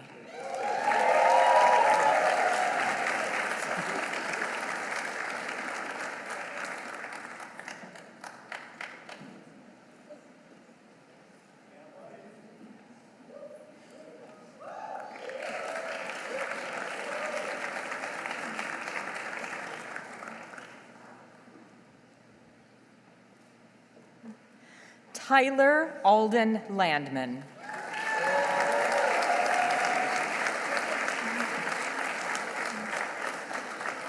Who is being hooded today by Dr. Ann Doherty, Associate Professor of Obstetrics, Gynecology, and Reproductive Sciences.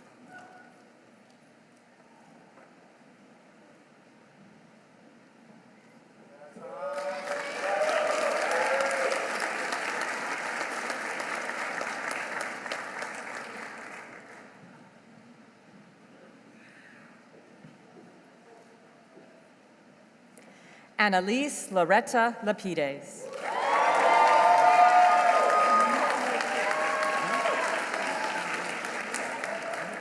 Who is being hooded today by Dr. Ellen Kulaga, Assistant Dean for Students and Assistant Professor of Medicine.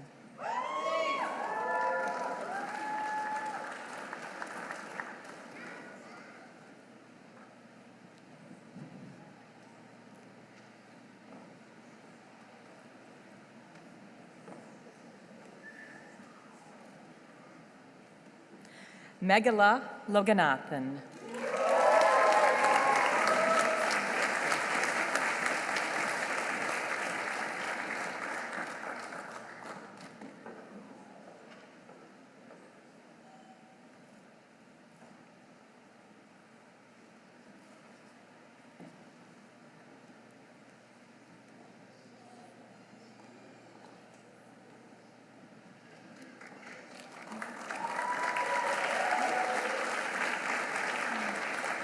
Timothy Leo Long.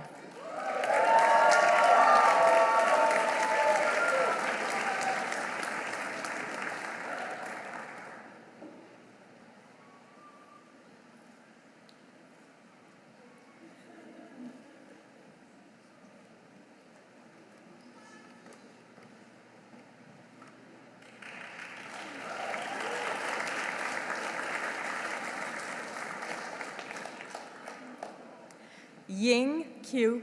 Lu.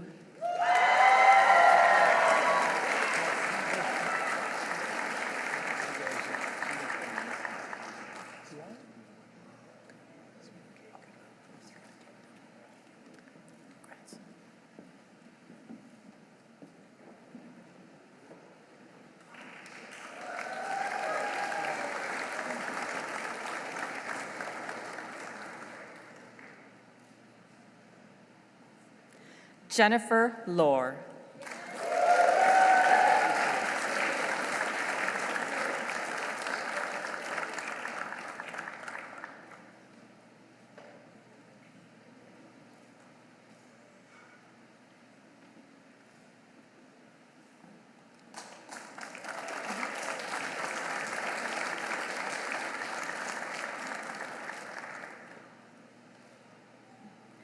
Jack Francis Mangan.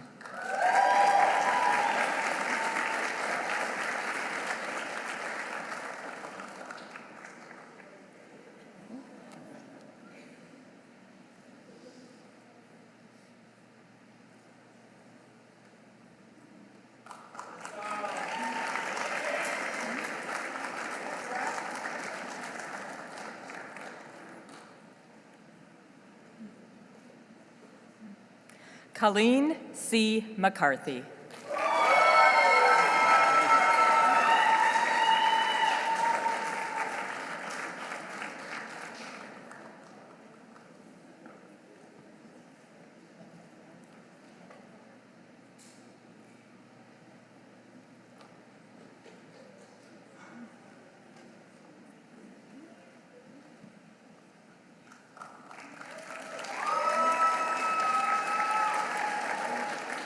Paul Andrew McCleary.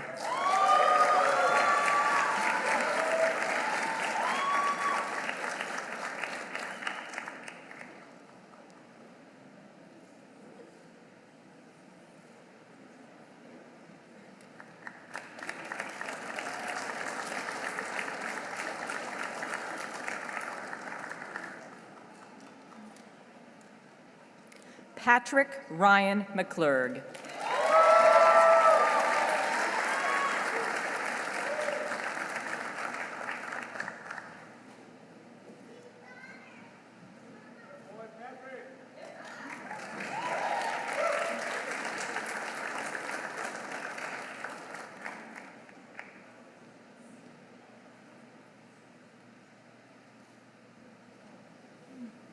Trevor Alastair Rhodes McDonald.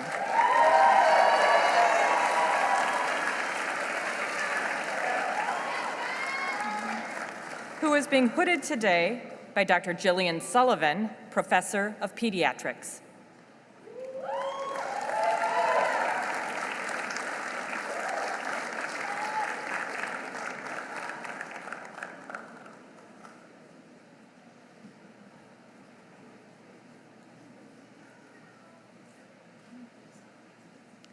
Grace E. Merritt.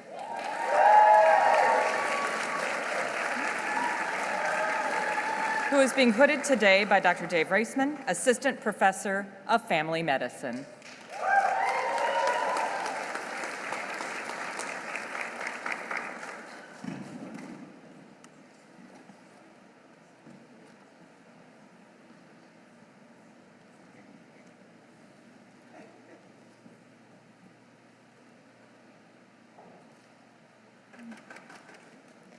Ankrish Bell Milne.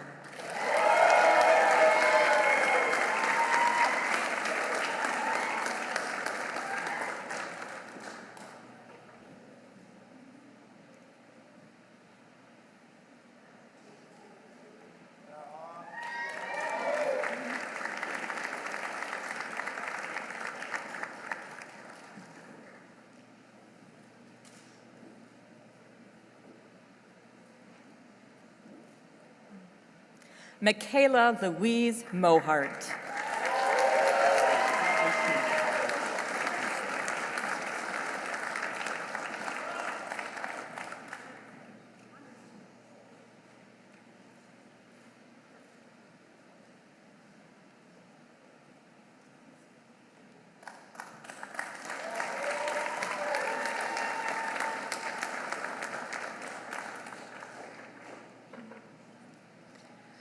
Louisa Hopkins Moore.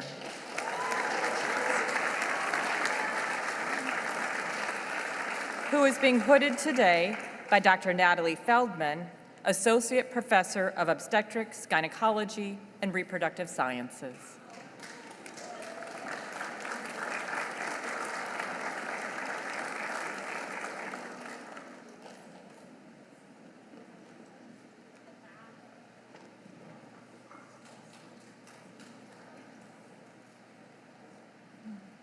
Nathaniel Peterson Moore.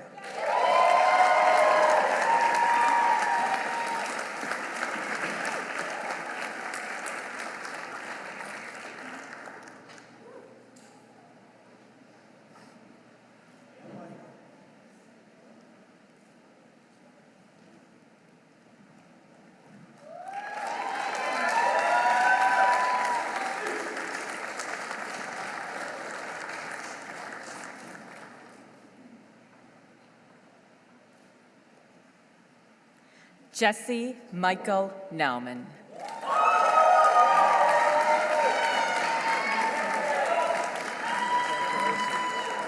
Who is being hooded today by his father, Dr. Terrence Nauman, a 1982 graduate of the Larner College of Medicine.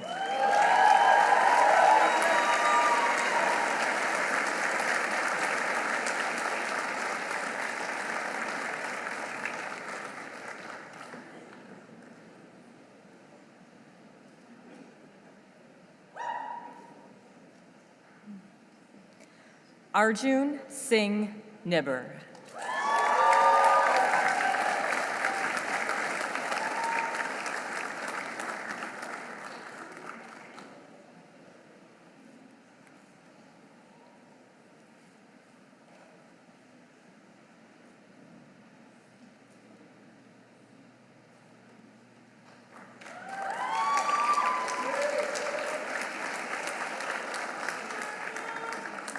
Reese William Waters Nidecker.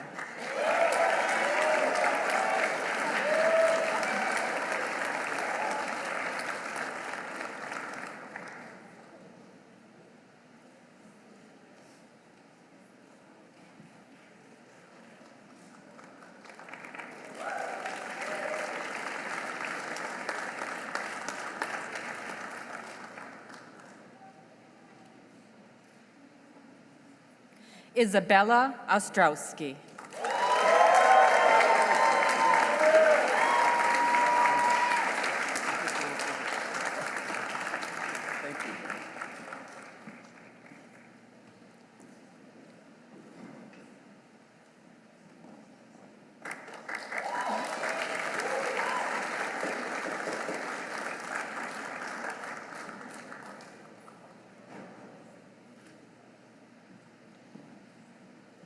Finlay A. Pilcher.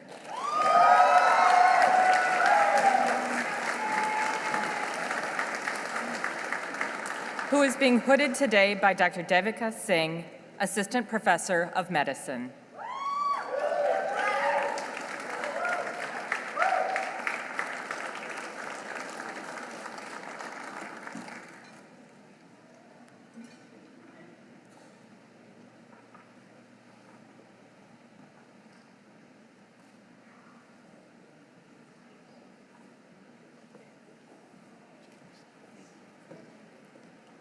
Rachel Ann Plachocki.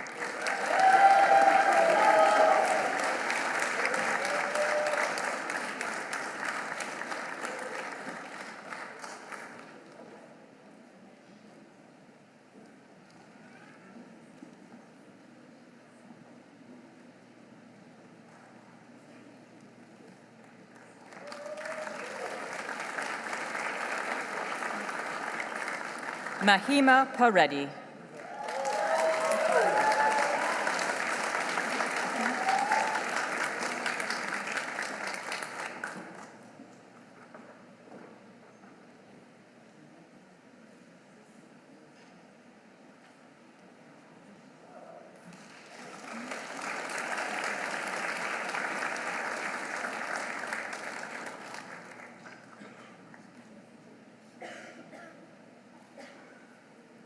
Benjamin Nicholas Price.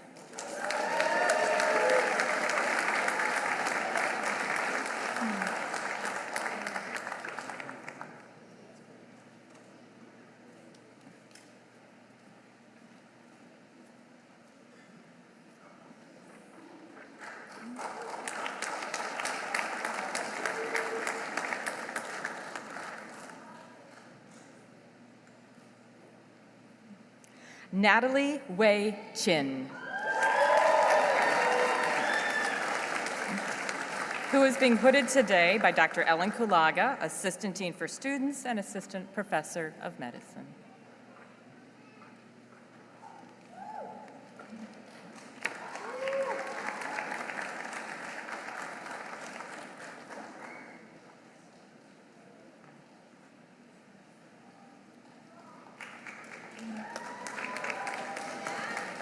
Rebecca Rawlings.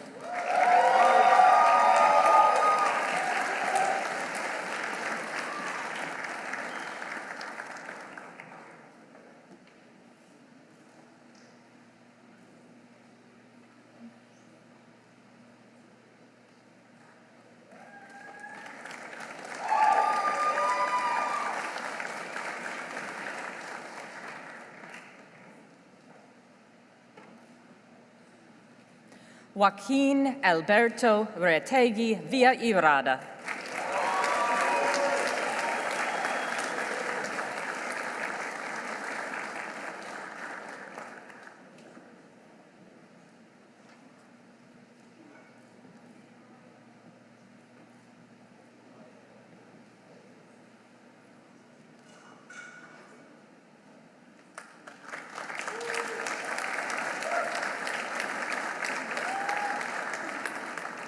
Clifford Andrew Riley, Jr.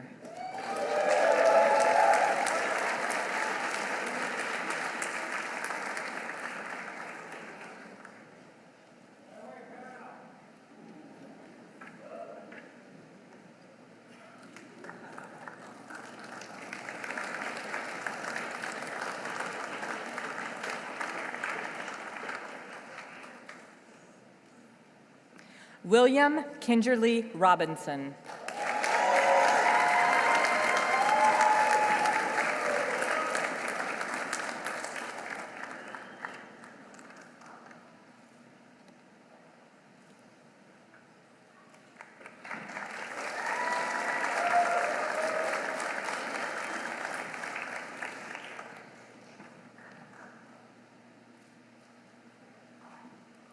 Warwick Marfo Sahini.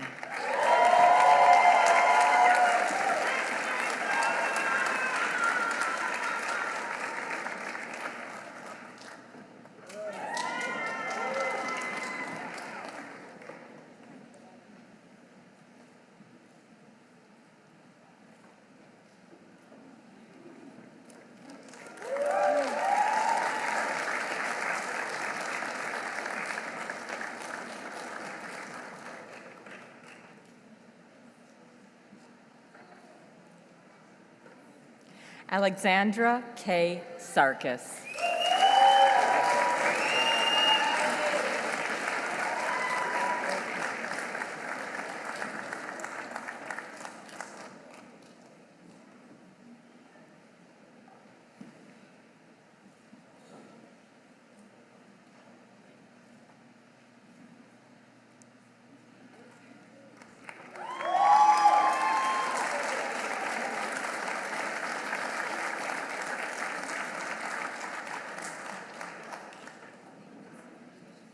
Nathan Stewart Schweitzer.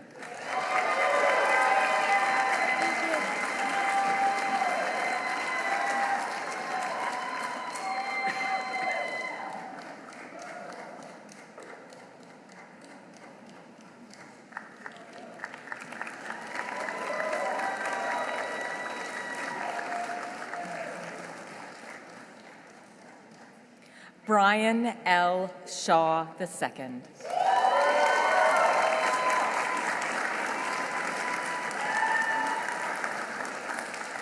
Who is being hooded today by his aunt, Dr. Jillian Sullivan, Professor of Pediatrics.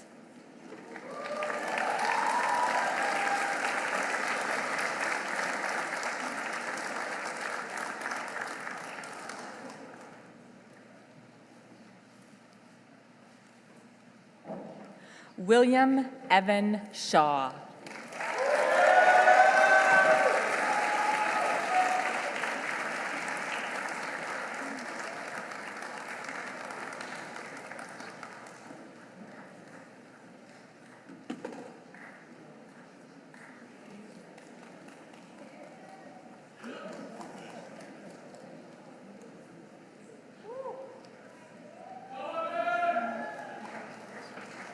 Kiralis Solomon.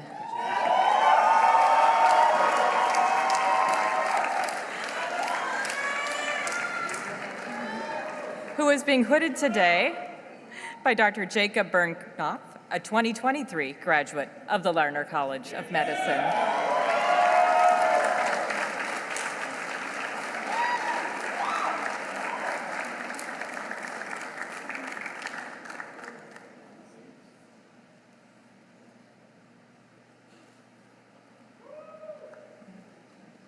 Noah Sorko.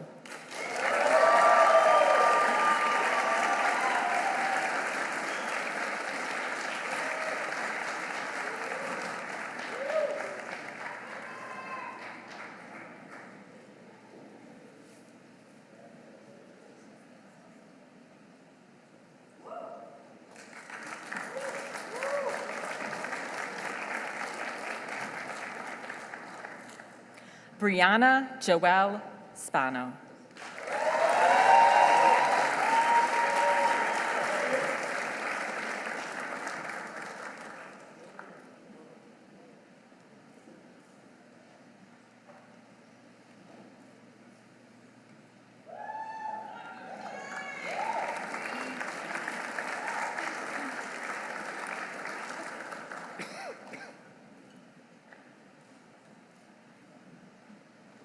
Nicole Alexis St. Germain.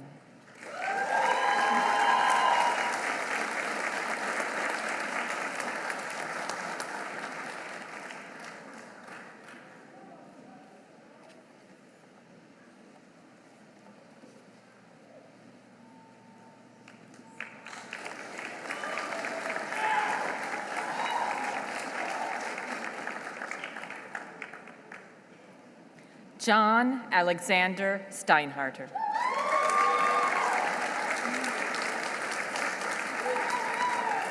Who is being hooded today by Dr. Elise Everett, Assistant Dean for Clerkship Curriculum and Professor of Obstetrics, Gynecology, and Reproductive Sciences.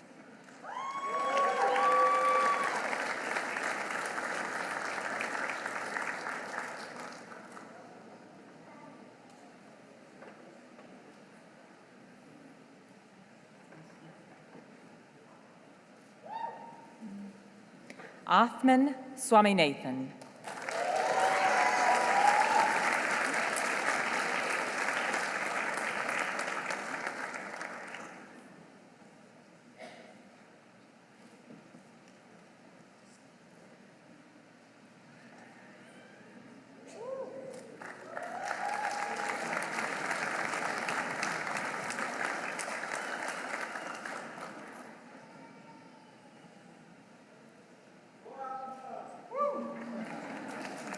Shone Alexander Taylor.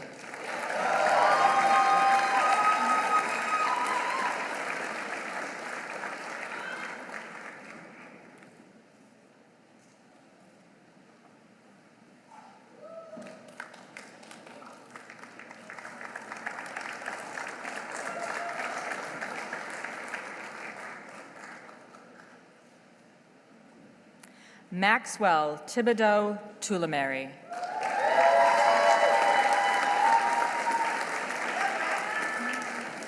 Who is being hooded today by Dr. Daniel Burgess, Professor of Medicine and Surgery.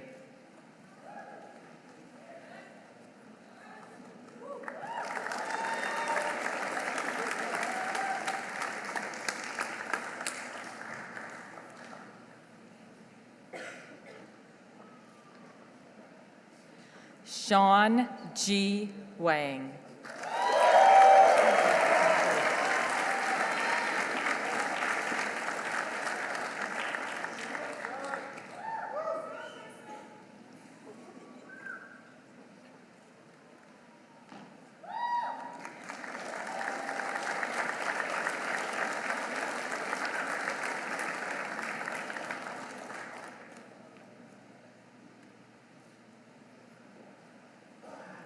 Ryan Christopher Warner.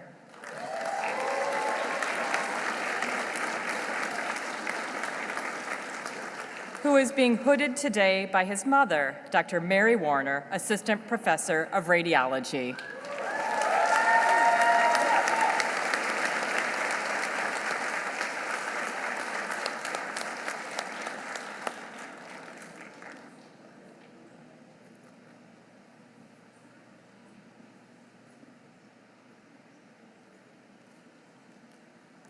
Elena Michelle Westcomb.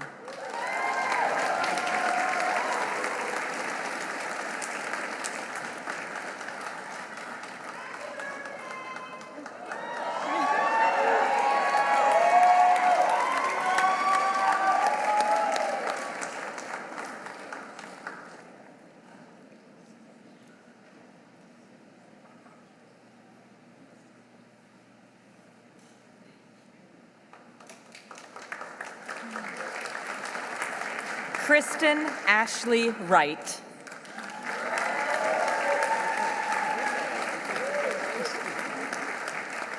Who is being hooded today by Dr. Katie Dolbeck, Assistant Dean for Students and Assistant Professor of Emergency Medicine.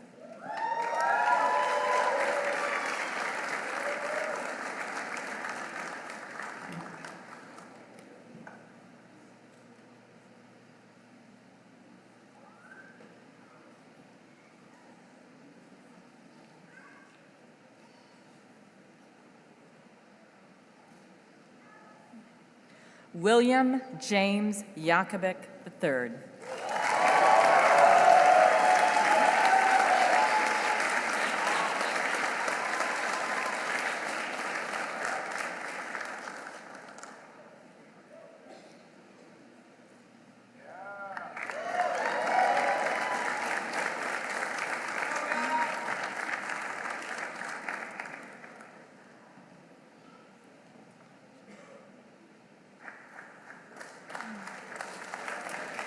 Sherry Jane Zaslow.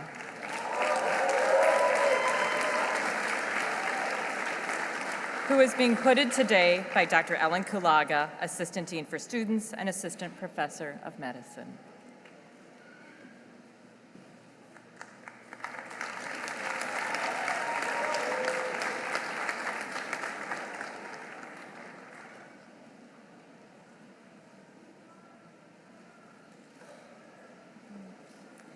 Eric Jiawei Zhang.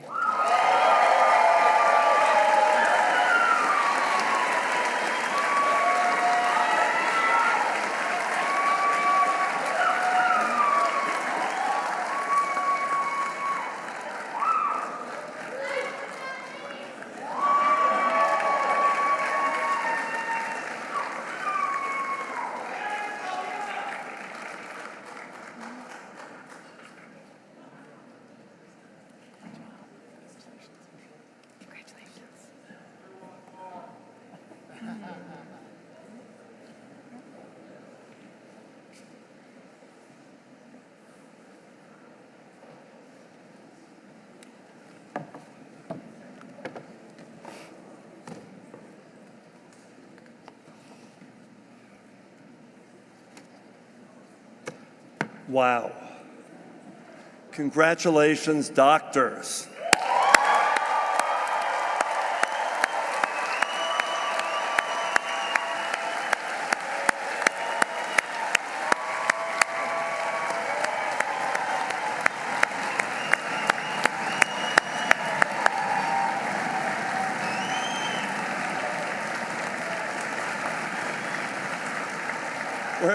We're not quite done yet, though. I'm going to ask all members of the class of 2024 and members of our platform party on stage to please stand for the oath. This is a recitation of a statement that marks a new physician's entry into the ranks of medicine and serves to remind all physicians of their commitment to the profession. The oath expresses the wisdom and ideals of centuries of physicians, from Hippocrates to today's graduates. I also invite any physician faculty or any other physicians among us who wish to renew their pledge to stand and recite the oath with us. You'll find this on the last page of your program. You'll be repeating after me. We ready? Oh, yeah. I swear to fulfill to the best of my ability this covenant.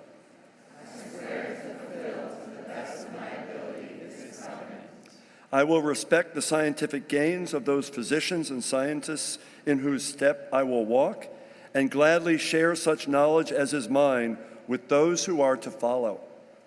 I will respect the scientific gains of those physicians and scientists whose steps I will walk, and gladly share such knowledge as is mine with those who are to follow. I will remember that there is both art and science to medicine.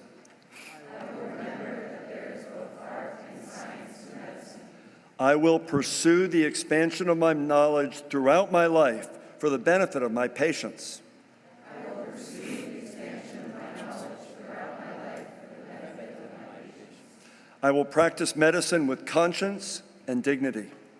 I will practice medicine with conscience and dignity. I will respect the privacy of my patients and not judge them.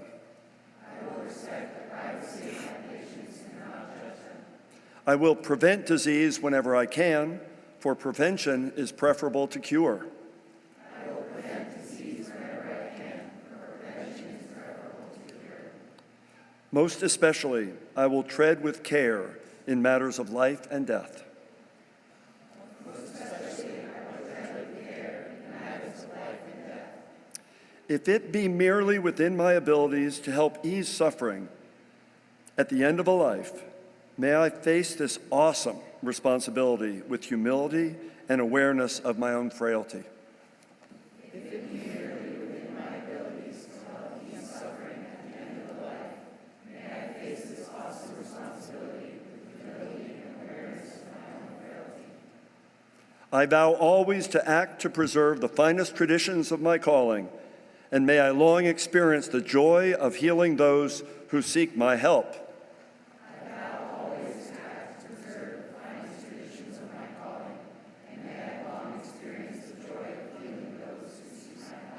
Congratulations to our graduates and physicians.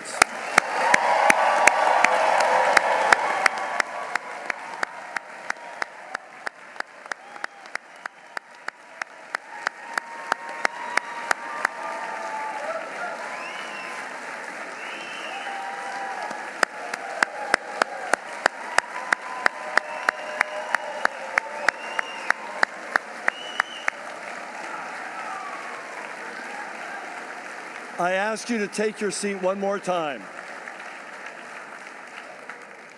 So, congratulations to all our graduates, to these doctors.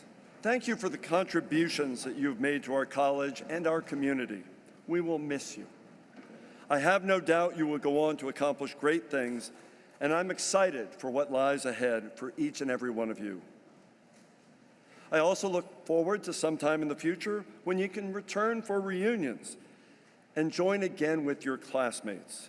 It's really special to see the 50-year reunion of our graduates. So save me a seat. I look forward to celebrating with you. In closing, I want to thank everyone who's been in attendance today, especially our honored guests, our college leaders, faculty, and staff, our alumni, and the many friends and family of the class of 2024. What an amazing event. Before we close, I'd like to just take a moment, maybe a pause, for everybody here to reflect on this day, this community, and this very moment. The world is a more beautiful place today, thanks to our graduating these brand new physicians, the class of 24. Congratulations again.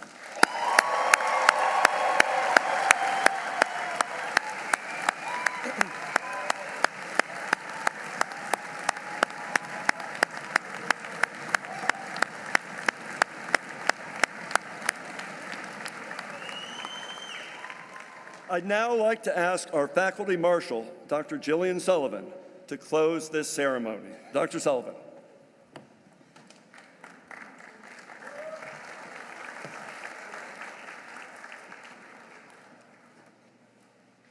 Thank you for joining us today. We invite you to continue the celebration with a reception in the Grand Maple Ballroom of the Dudley Davis Center. The Davis Center is a short walk across our beautiful campus, or shuttle buses are also available in front of the Ira Allen Chapel. Please remain seated until our final student has left the chapel. Following the faculty recessional, we would like all members of the class of 2024 to assemble promptly on the front steps of Ira Allen Chapel for the official class photo, and ask everyone else to kindly use the side doors on your right to exit, or wait until the photo has been taken to exit via the main doors. And with that, I hereby declare these proceedings closed.